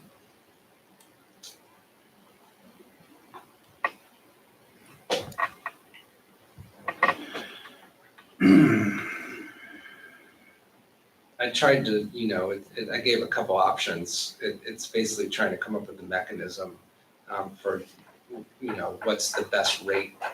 Like I said, I talked to 2 banks, I heard what the rates are. If we wanted to, I hear you. I don't think we can borrow from the bank without the voters. Yeah, I think you're right. Yeah, same. Yeah, Although the you reason- talked to the the reason lawyer we, who had some, It was pretty ambiguous, so I responded and asked for better clarity. It could be, we could do a mix of borrowing from reserve, which we definitely could do, and using some of the undesignated funds, a mix of the two. And of course, our town reserve is growing with the local option tax. Mhm. Well, the town garage reserve. It will grow on the Could we, end of first quarter. yes. By how much? That'll be interesting. It will be very interesting. So we need to delete finance director Ridgeline here. And Rick, do you think they would balk if we said, "Look, can we sit down and talk through this? And No. we're gonna go with you? They're very open to having a conversation. I mean, every step of the way, they're like, I said, I'm Wait, you said struggling they to would figure balk out. at that? They would, no, they were happy to have a conversation. And an example is today I said, I'm really struggling to say whether we can come up with a 20% retainer right away. And they were like, that's totally fine. Like, I think they're excited about our project. I'll say, taking Mitch at his word, he said when he first talked to Mike, after our first meeting, he was so excited about our project because of the values that we shared and what we're looking to do for a town garage. And I think they are authentically excited about our project Well, and I and think, want to make it work. well, yeah, and if I had just started a new business, That is, we'd wanna have a good, positive, prominent project too, so. but there's a cost to that. Yes. There's our new business. Yep. And I'm trying to be fair to that. Oh, yeah, yeah. So what I'm wondering is, rather than make a more detailed, accurate motion of what we're really approving before the town, with our giving them the commitment that we do want to move forward with you, that's a given. We just need to structure it in a way that minimizes our, Yeah, financial obligation prior to the bond vote. Would you feel comfortable having a motion where we do sign the contract and so that we can continue with the timeline and now, and maybe come up with the 5%? You know, they said they were okay for a few weeks, even if it's a 5% deposit. Yeah. Is that I was reasonable? just trying And to, then have a conversation where we say, what's the most conservative estimate of what will, Yeah. the scope of work? you have the town report, do you recall the percentage of lot funds that we said we'd put to the town garage? It's 15? It was, I remember it's 15. 15. yeah, so that's likely gonna be in the $100,000 range or. Annual. Yeah, but just thinking of like what we commit in 2020 fiscal year 2027, which we're in now. What's So it'll be the more- balance now? 600,000. Well, it'll probably, I think this will be one of the more lucrative quarters. What's the balance of the town garage reserve fund now? We just spent 32. It's running lower because we've, geotech was quite pricey. It may have been pushing 30. So it's running low. I'm sorry, I didn't have that number. Our when we talk about this with the tax rate, our unassigned balance is roughly $1,080,000. And we're gonna talk about spending a little of that down with the tax rate, but it's still $500,000 above our policy of keeping money in reserve. And I used to think that 2 months in reserve was not enough, but then we created the All Hazards Reserve Fund in order to kind of buttress that. So I feel a lot more comfortable with keeping it at 2 months. So we had $100,000 at the start of this fiscal year. I think we committed half of that or something, 40 grand of A that. little bit more. More because the geotech was, I don't want to misquote it. And I'm sorry, I didn't have that in there. And we did approve, the voters approved transfer of 25,000 into the reserve this year in 27. So it'd be 100 plus 25 less whatever we Oh, did we committed. do 25 on top of the 100 that we did? What do you mean? On top of the lot allocation? No, how much did we put in? I thought we established the reserve fund this year. I guess we did it last year, didn't we? Yeah, we did it last year. We put 100 that's what I'm showing anyway. We put $100,000 in Last year. last year and we added another 25 this year. Okay, I didn't realize. For the garage. Yeah. So- I didn't Yeah, realize road department facilities reserve is. Okay. Okay. That's on the website. So I just remember the all hazard plan only has 10,000 in it, right? I know. So that's only so much of a buffer. Yeah, Yeah, presently. hopefully we won't have a hazard until we get there. I'll do my best. Plastic. Maybe the homepage.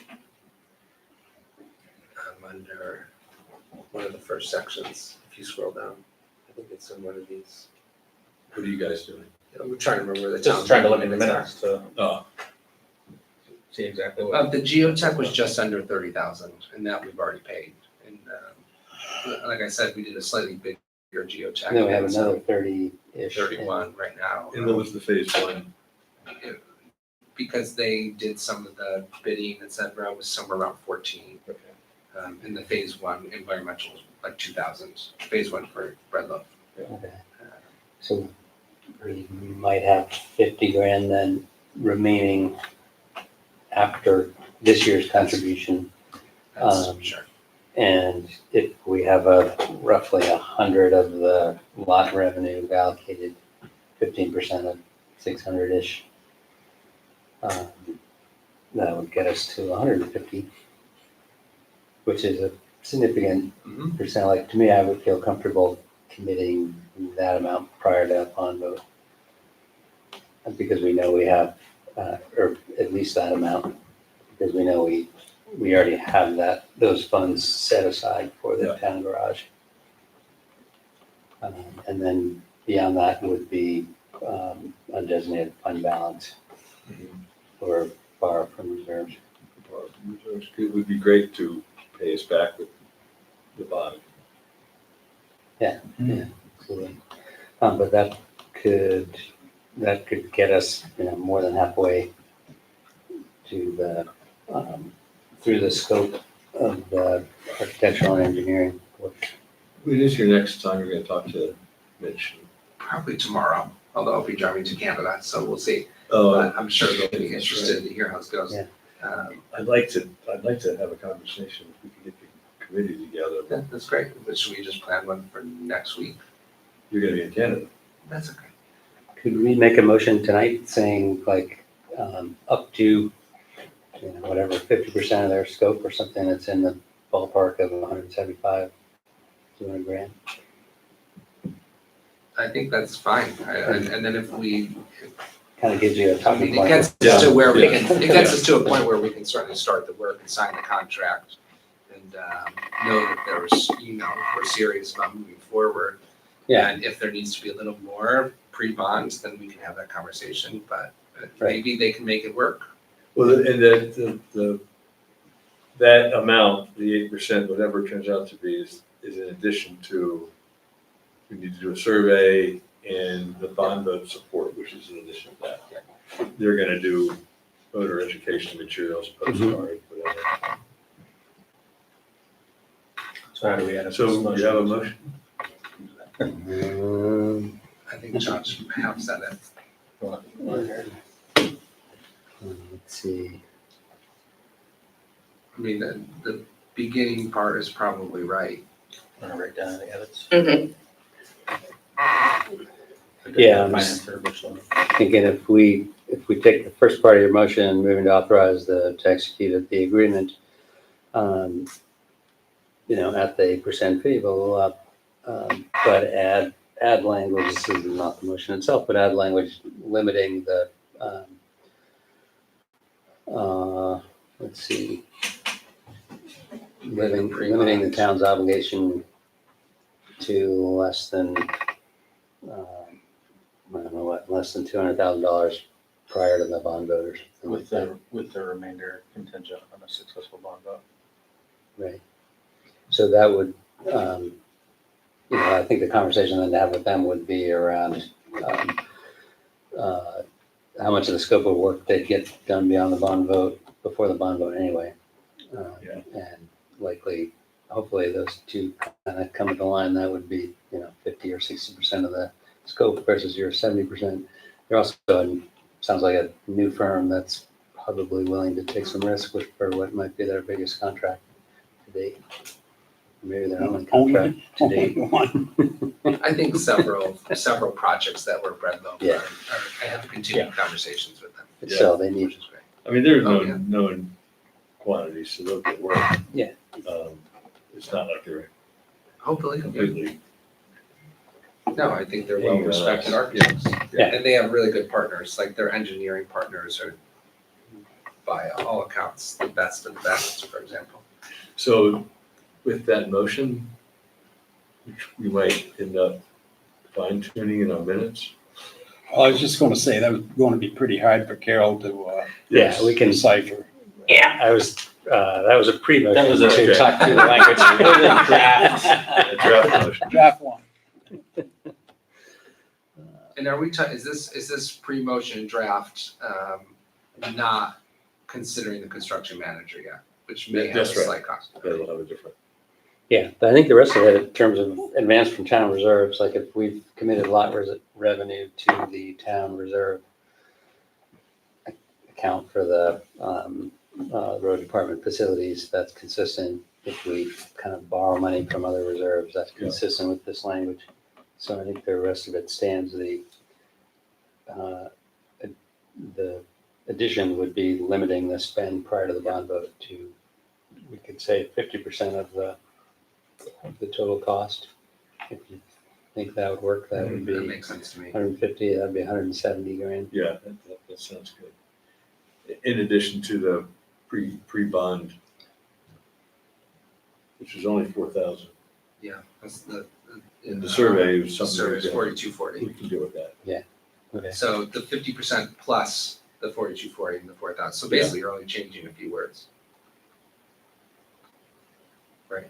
So can you read back your understanding of how you would edit this, what we discussed? I could Yeah, just go take a ahead. stab at it and then we can edit in the minutes if we need to, if you're game with that. Yep.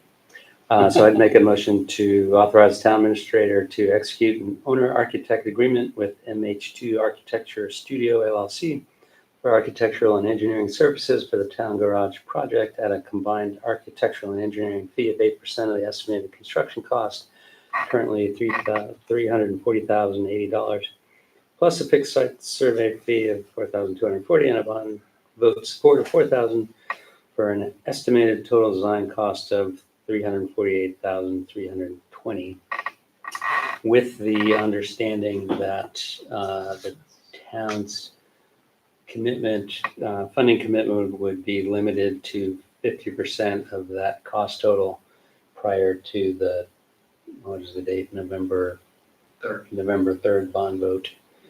And that any additional work above and beyond that 50% would be at the at MH2's risk, with pre-designed cost financed through or advance from town reserves to be reimbursed by the bond as available. And to acknowledge that if the cost increases, the town administrator will bring the adjustment back to the select board before proceeding. And as you said at that time, it sounded like you added all of them together and then 50% of that, but before that you said that the 50% of not counting the 4240 and the 4,000. Yes. So 50% Sure, of that's fair, the total Yeah, that's a good plus point. 4240 and 4,000. Yeah, that's good Yeah. clarification. Good edit. Second. Discussion? All in favor? Oh. Aye. Aye. Adaptable. I think that was the most complicated If it motion sounds we've good, had. I'll send an email tomorrow with you two Yes. and Josh, and just explain what the motion was and say we're interested in having a meeting to talk about scope of work. And tell him you can give me a call. You can give me money. Okay. Awesome. That's exciting. It is. They get Yeah. that moving. The road Yeah, crew's really huge. excited. I understand. Oh, good. I'm excited. Yeah, and besides the retaining the option to 2027, I think it's important. Just to show them we're doing everything we reasonably can to get them into a better home. Yeah. Basically. Yeah, there's a lot more to that timeline reasoning, but we can talk about that another time. So what about the CM? So I'm gonna keep this pretty quick, because I think we want to mostly talk about the executive session. Yeah, that's true. So, Yeah, thank you. We had conversations with three firms, and then there were a couple others that were recommended. They sent qualification packages to us that were quite lengthy and impressive. But I really struggled to understand I just didn't know how to compare them. So we did issue what I call a mini RFP to just the 5 firms. They did respond. We received all 5 that are in the meeting packet. It helped us a lot be able to say, okay, this is comparing apples to apples, but there's still gaps and some questions that I've worked pretty hard at understanding. I think the 5 firms could all build a garage. They would all do a great job. They all offer something different. I've reached out to as many references as I could. I've talked to several. And as I mentioned before, Mitch and Michael at MH2 and I went on a road trip yesterday and viewed several sites. We went to Warren Town Garage site where they're building right now. That's REARC. It was fantastic. And then we went to Milton. You looked at their brand new garage that they just moved into about 2 years ago that Connor built. Then we went up to, and by the way, the garage in Milton is remarkable. Like, it's just really nice. Well thought out, gave myself and Mitch and Michael a lot of ideas. Then we went to Georgia for another garage that Connor built that they moved in 2020. More similar to the garage that our town garage team has been working on with Red Loaf and MH2. And then we're down back to Milton to look at a huge complex where we actually bought our last plow. And it's also where Premier Coach is, the bus line. It's 37 acres of buildings that DEW built, like almost all of the buildings.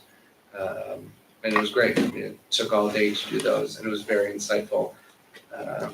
The project, the CM fees that are shown in the town administrator report and the meeting packet are different.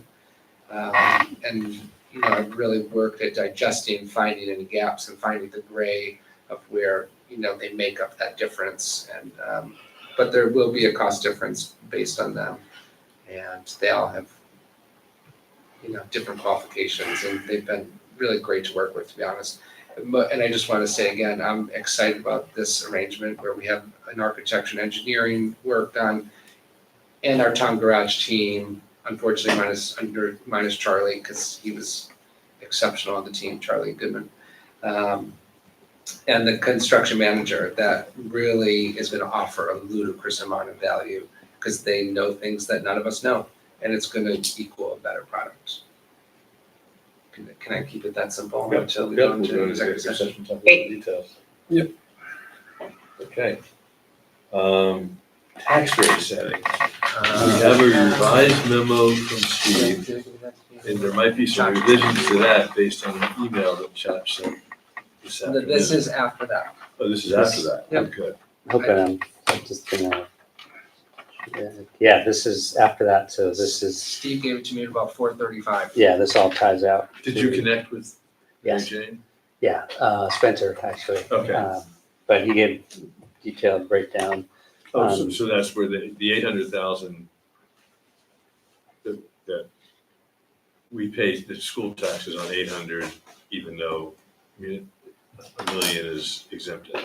Yeah. Basically. Yeah, if you're game, I could take a little walk through. That's one. this stuff. That's one. That's what, Larissa, I just shared it with you via email. Oh, you did? Okay. Yeah. Let me see if I can. Larissa, are you still in a parking lot?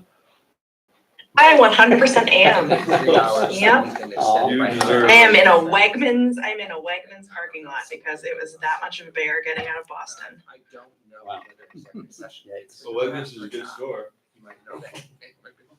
I bet.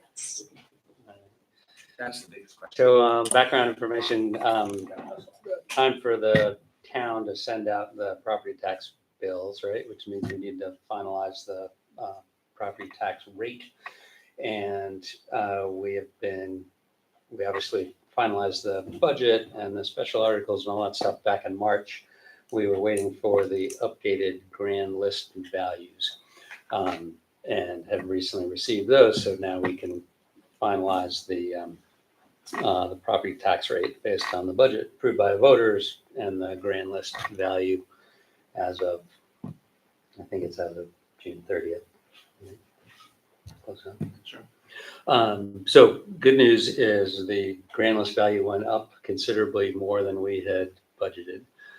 We had budgeted a 0.3% increase, and the actual grand list went up 2%, which is a huge increase. Do you know in a single year. how much of that was the phone company? Just curious. Close to one-ish. Might be almost half of it. I think that was at least half of it, yeah. Okay. But still, But still up above what we, yeah, even without that, it would have been.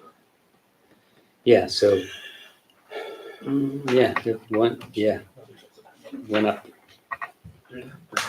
at least twice as much as we had expected, and then there was a kind of a windfall from a state mandated reassessment of the telecom poles and wires that caused a significant increase in their grand list value.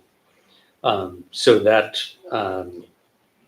And just with regard to that, when we talked about it before, we were concerned that they were going to appeal and it could go to court, so we might end up with a reduction in January. And now it sounds as though they have reached a settlement with the state, so that's much less likely. Yeah, and I probably Yeah. could have moved the errors and omissions before this, because that would have. That was gonna be my question, is does the memo take into account the error and It omission? does, it does. yeah. Okay. Yeah.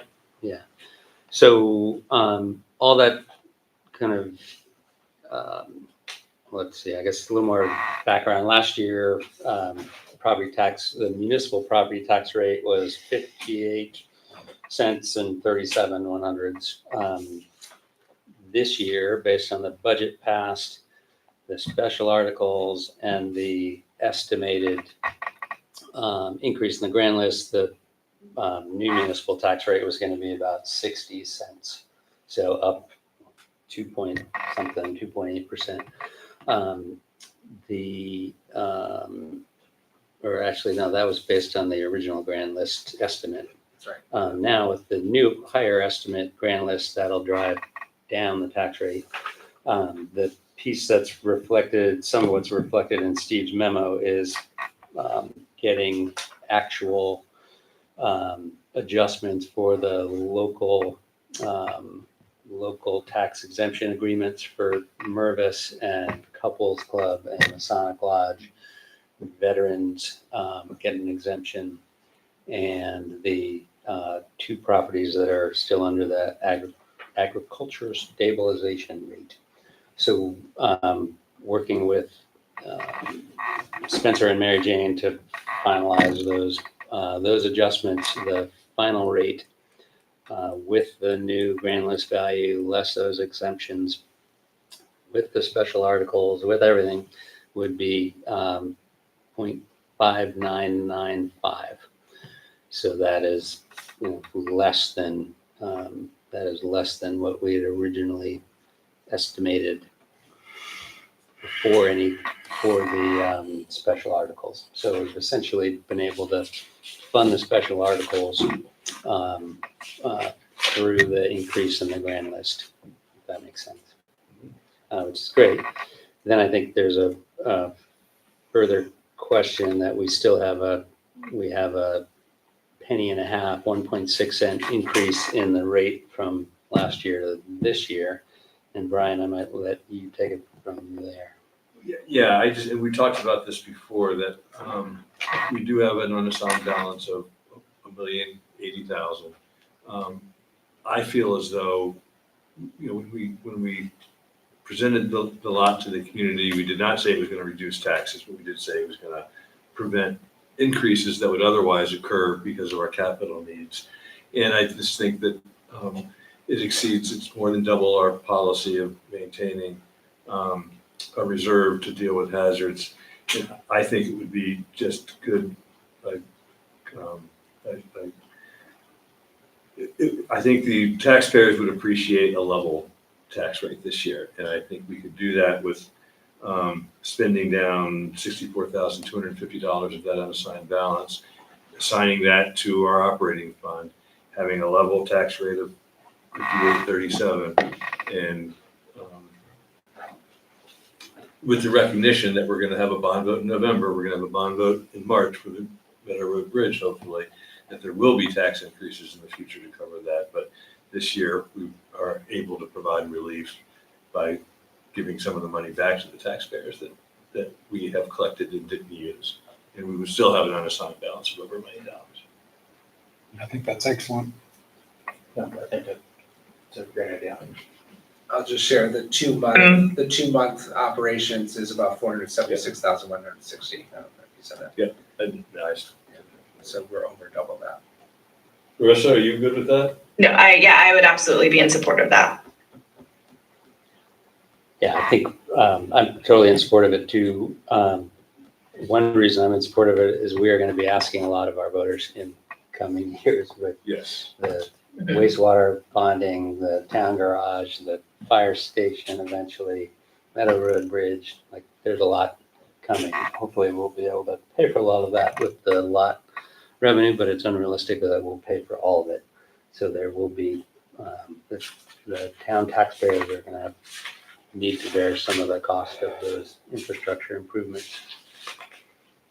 So to the extent we can kind of set the stage for that by having 3 years of very modest or zero budget increases this year and the prior 2 years, I think that'll help us get voter support for those upcoming infrastructure investments. So is there a motion to set the tax rate at 5837.0.5837? Yes, I'd make that motion. Second? You want it? Second. Do we need part of that motion to say that the shortfall of what we budgeted and the revenue raise will be covered by the undesignated? Yeah, it's probably a good idea, so. That's a good point. Mhm. So yeah, amend the motion that to set the fiscal year 27 municipal tax rate at 0.5837 cents. What is it per $100 of assessed value? That will yield slightly less tax revenue than approved by the voters at town meeting, and we will make up what's approximately a $64,000 shortfall with undesignated fund balances from prior years. Second. Second. Discussion? All in favor? Aye. I think our biggest challenge is communicating to the voters what we just did. Yes. Mhm. Make it, it can easily get washed away when we get the state tax. Which did go up. Yeah, Yeah, it's going up. and that's what the voters will look at. Once again, I advocate for some PR work for the select board. Yeah. I very much agree with that. If we had something in the Valley Reporter or Front Porch Forum talking about levelizing the tax rate and using some of the undesignated fund balance to do so. Because last year we actually had an article, not at last town meeting, March of 26, but March of 2025 to allocate some of the undesignated fund balances to reserve accounts. That's right. So there is precedent for using some of that reserve balance to offset the burden on taxpayers. And it is their money, after all. After all, yes.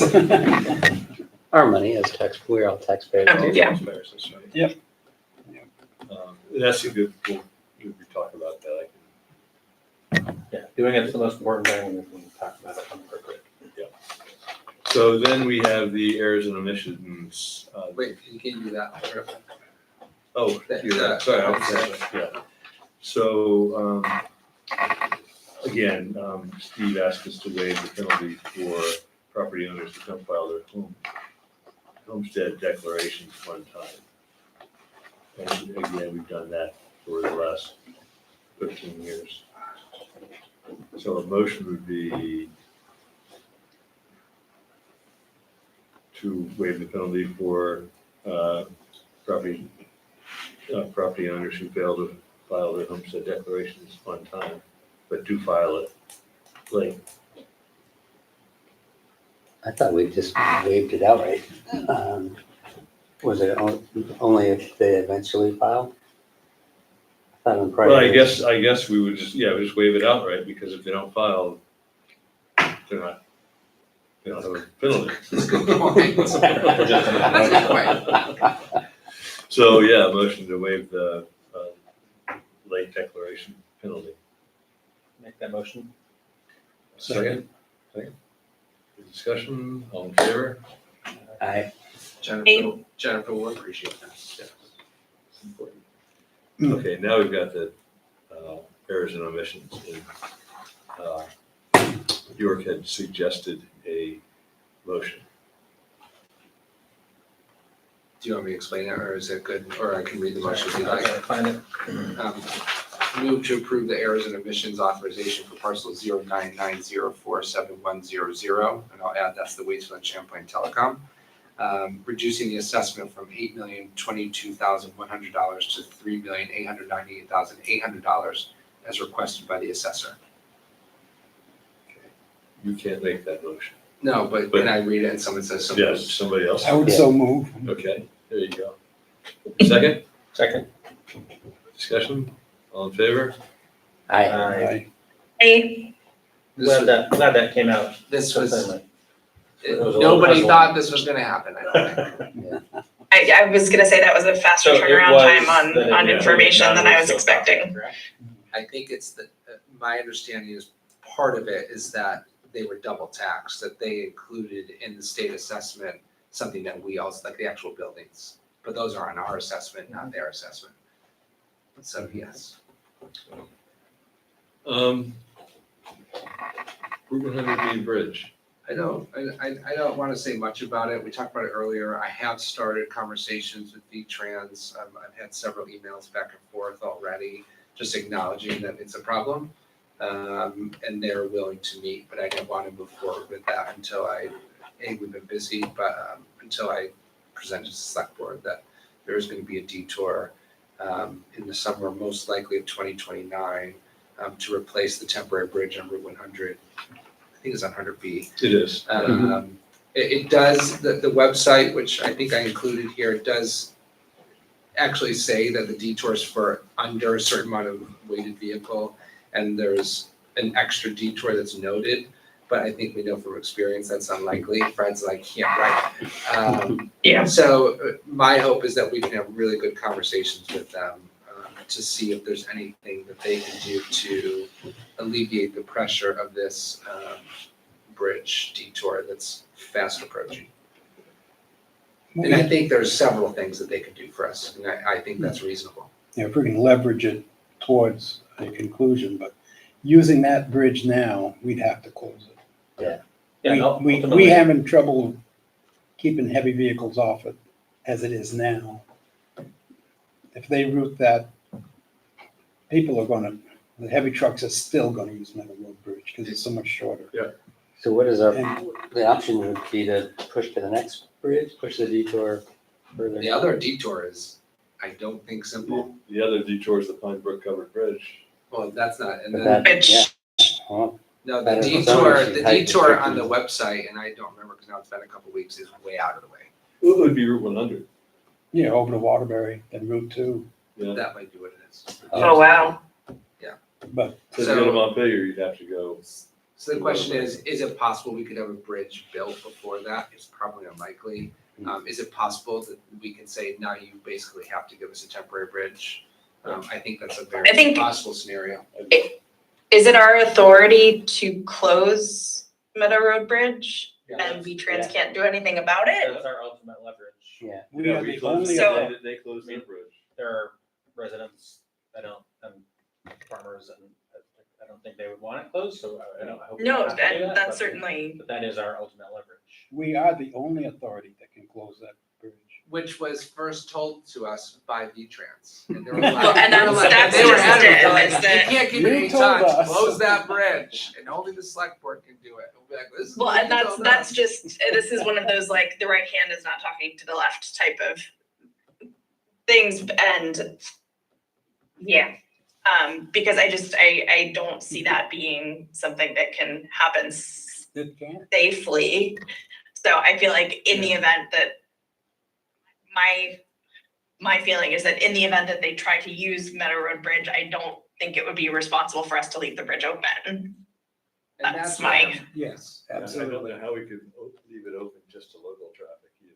You'd have to close it. and There, that- we couldn't, And that's why I was like, I need to bring this to the select board, because even though 2029 feels like far away, this hopefully It's is enough not. time that V-Trans and us can come up with an arrangement. That might be the year that we want to replace the bridge. I am hopeful. And our detour would be 100B. Yeah, well, I mean, and that's another good point. I mean, we're gonna have to collaborate for that reason as well. Yeah, and. so I'm not saying go nuclear immediately, No, no, I'm no. just, I'm, Oh. as I'm thinking like the logical extension Oh, go of what, I think you're right. I guess my question would be, there was an interest from the state that said we would like to meet. Is there anyone on the select board that would like to be in that meeting or, and or on those emails? Yeah, I would be. Yeah, me too. Is everyone okay with that? Fred? Yeah. put Fred and Brian on them so Yep. that it's not Not for- an open meeting Yeah, issue. Yeah, and, just for, as the other is, it's a 7-minute edition from town clerk to the state house. Is if you go on 100B currently, it says 25 minutes, and if you take Waterbury, it says 32 minutes. no way. That's hard to imagine. Yeah, That's what Google Maps says. Google So- Maps. Maybe it's 8 minutes, but less than 10, I would think, That's amazing. yeah, it is. It's longer mileage, for sure. It's, and that's a lot of the, a lot of the it's farmers that come in. 7 miles longer. Not bad. Anyway, that's like another alternative that, And I think the website, I assume that's the one the website says for heavier trucks, this is the detour. Route 100 over Duxbury Hill is not pleasant. No. That's a good And question. the problem is, even if that was the official detour, everybody knows what the real, Oh, yeah. they learned during the last flood quickly. Yeah. If we're. Yeah, I think given that we have prior experience that we can reference of what happens when additional traffic is routed. Yeah. I think we have a good basis for a productive conversation with V-Trans about creative solutions. And I think they'll be appreciative that we're creating that dialogue. So do you want to mention? And I do, Oh, go ahead. I was gonna say, I do wonder if it's worth, since this is a more town bridge and we've got this tri-town traffic calming sort of subcommittee, I know that that's, or not subcommittee, but just sort of informal group of folks who meet and talk. It's kind of outside of the scope of what they're talking about, but I feel like that could be an opportunity to connect with the Moortown Select Board folks, to just let them know, hey, this is what's on the horizon. Because if we have more than one town saying, hey, please, can we find a good solution? I feel like that can't be a bad thing. Yeah, I was going to mention the same thing. This select board ought to talk to their select board and just let them I know. was gonna say Dawn, I think would be very, very much, I've actually already, thanks Larissa, I have forgotten, I mean, I have talked to Don about this in the last couple of weeks, because one farmer on that side of the Meadow Road Bridge came to me, very respectful, but, saying these are the issues with even going through Porting Farm Road and that detour, and there's things that Moortown could do that could make it easier for our big trucks. Mhm. And so I saw Don and I said, hey, Don, is this something that you'd be, at least Moortown Select Board would be willing to discuss with the Waitsfield Select Board? And I think there's an interest there, and that might be part of the conversation. And it's a good point, Larissa. I think whenever there's sort of like a state entity involved and it's a small town, if we have more than one of our voices, Mhm. it's helpful. Yep, absolutely. I think that's a great idea. Do you want me to? I don't know when we're rescheduling that. meeting. It was supposed to be today and I was gonna have to say I couldn't make it anyway, or yesterday, but I'll make a note to mention that at the next one, but if you can make a note also, York, that would be great. I'll try to respond to the V-Trans email that I did about a week ago, and I'll add Fred and Brian, and I'll add at least Don for more time. I think that's good. Do you want me to talk about the FEMA? No, I guess you It's in there. explained it pretty well in your TA report. The short of it is, the cost estimate for the decking on the Meadow Road Bridge was higher than anticipated, 400,000. That is potentially a reimbursement to the town for 75% of that. Correct. That does not have to be used on the existing bridge, but to be put in reserve to help pay for the decking on a future bridge. And that took, FEMA has not agreed to that price. We just got it. I have sent it to FEMA. Hopefully it's gonna be a go.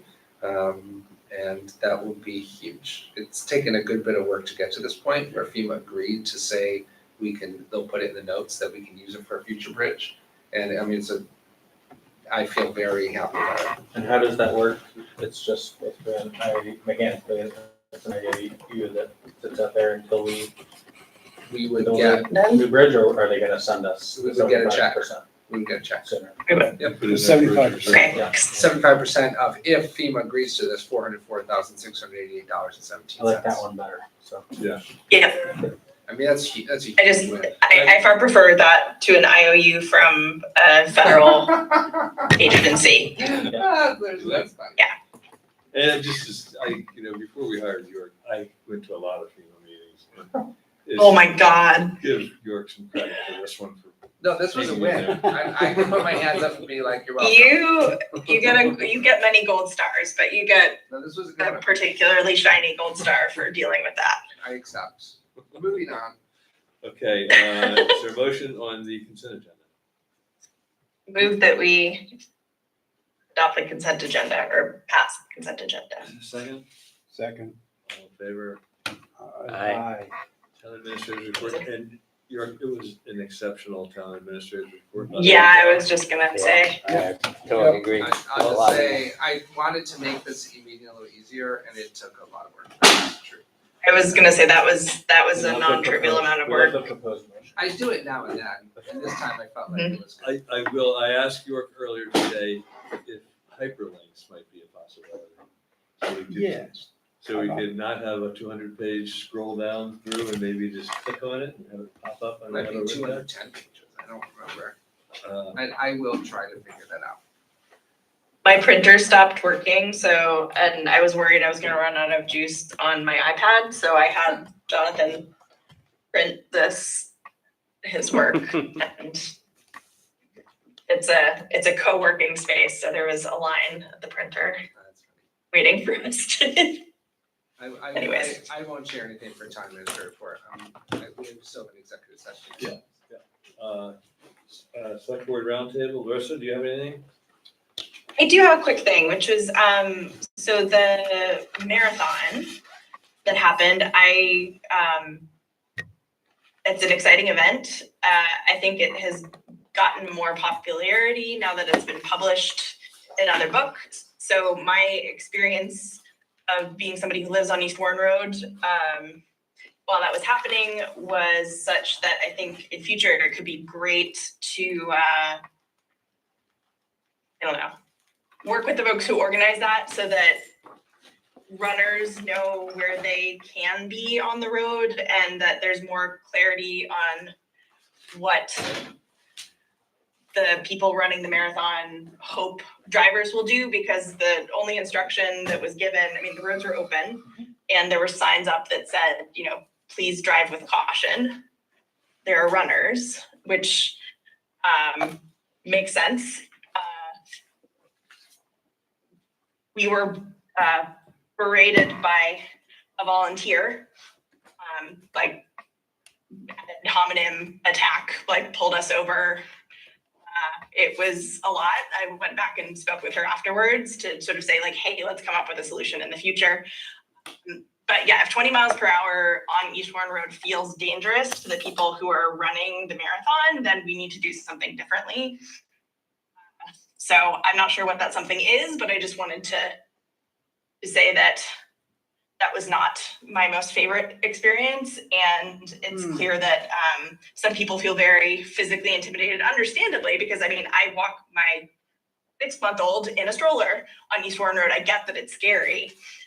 And I feel like we need to set clear expectations with folks who are running, and potentially, I don't know, mark off a side of the road that they can be on or something. Yeah, so especially if that gains popularity and traction, I think it's a wonderful event. I'm really glad that it happens. And I just want to make sure that everybody feels safe while they are doing that, and that there's clear communication about what needs to happen for people who are still trying to drive.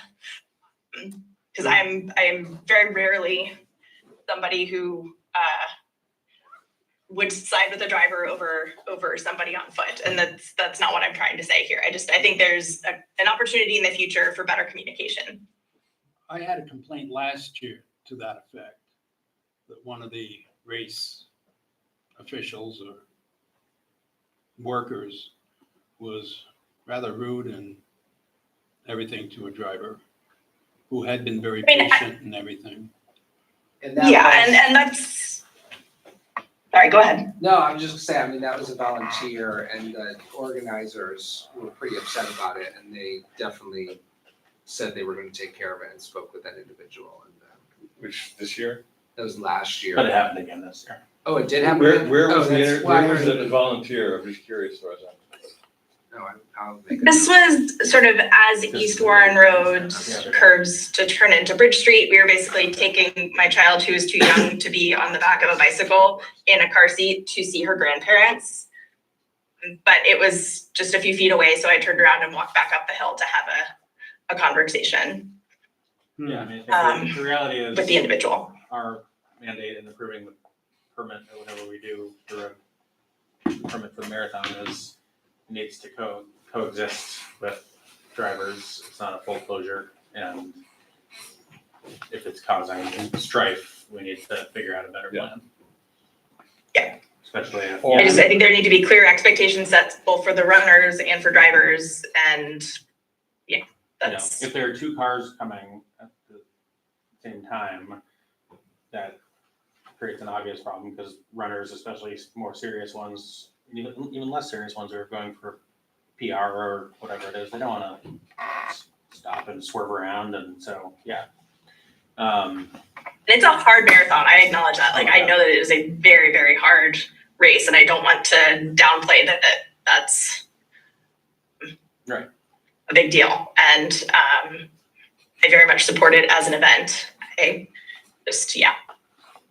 When somebody tells my husband in front of our daughter that he should be ashamed of himself and that he is a Vermonter and he should act like one, it just, to me, is, Doesn't look good. especially given the amount of time and energy that he and I both individually spent trying to make it easier for people to be here and to travel. It stuck in my proverbial craw.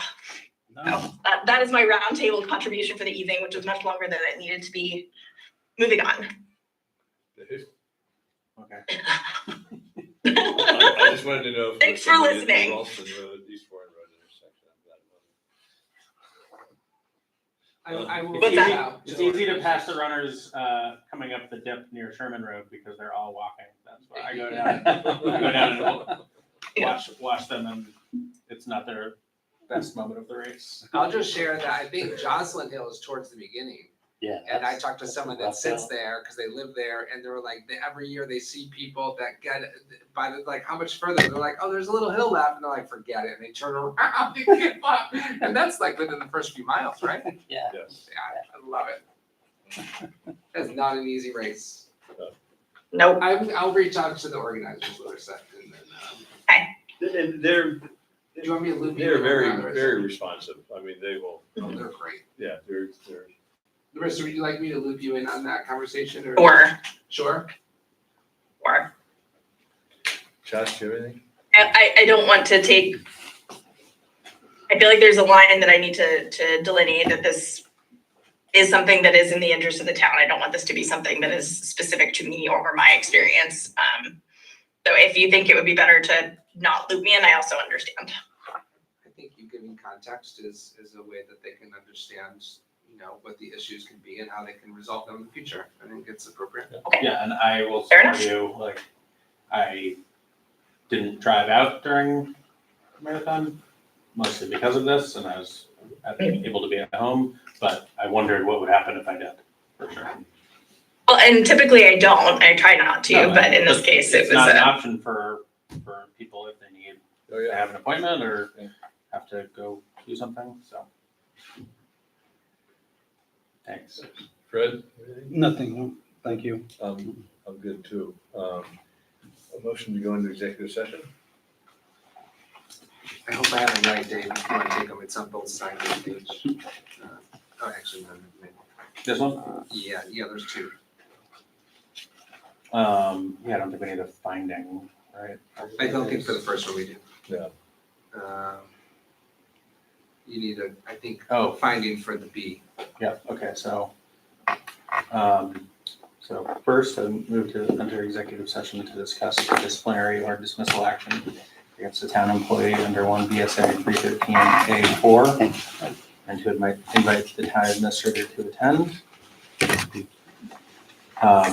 And then second, I move to find that premature general public knowledge of the town garage construction manager proposals and contract clearly puts the town at a substantial disadvantage.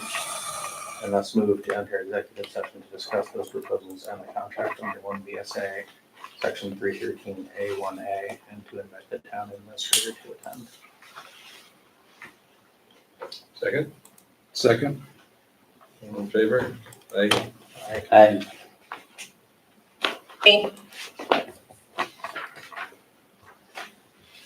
It is 8:40.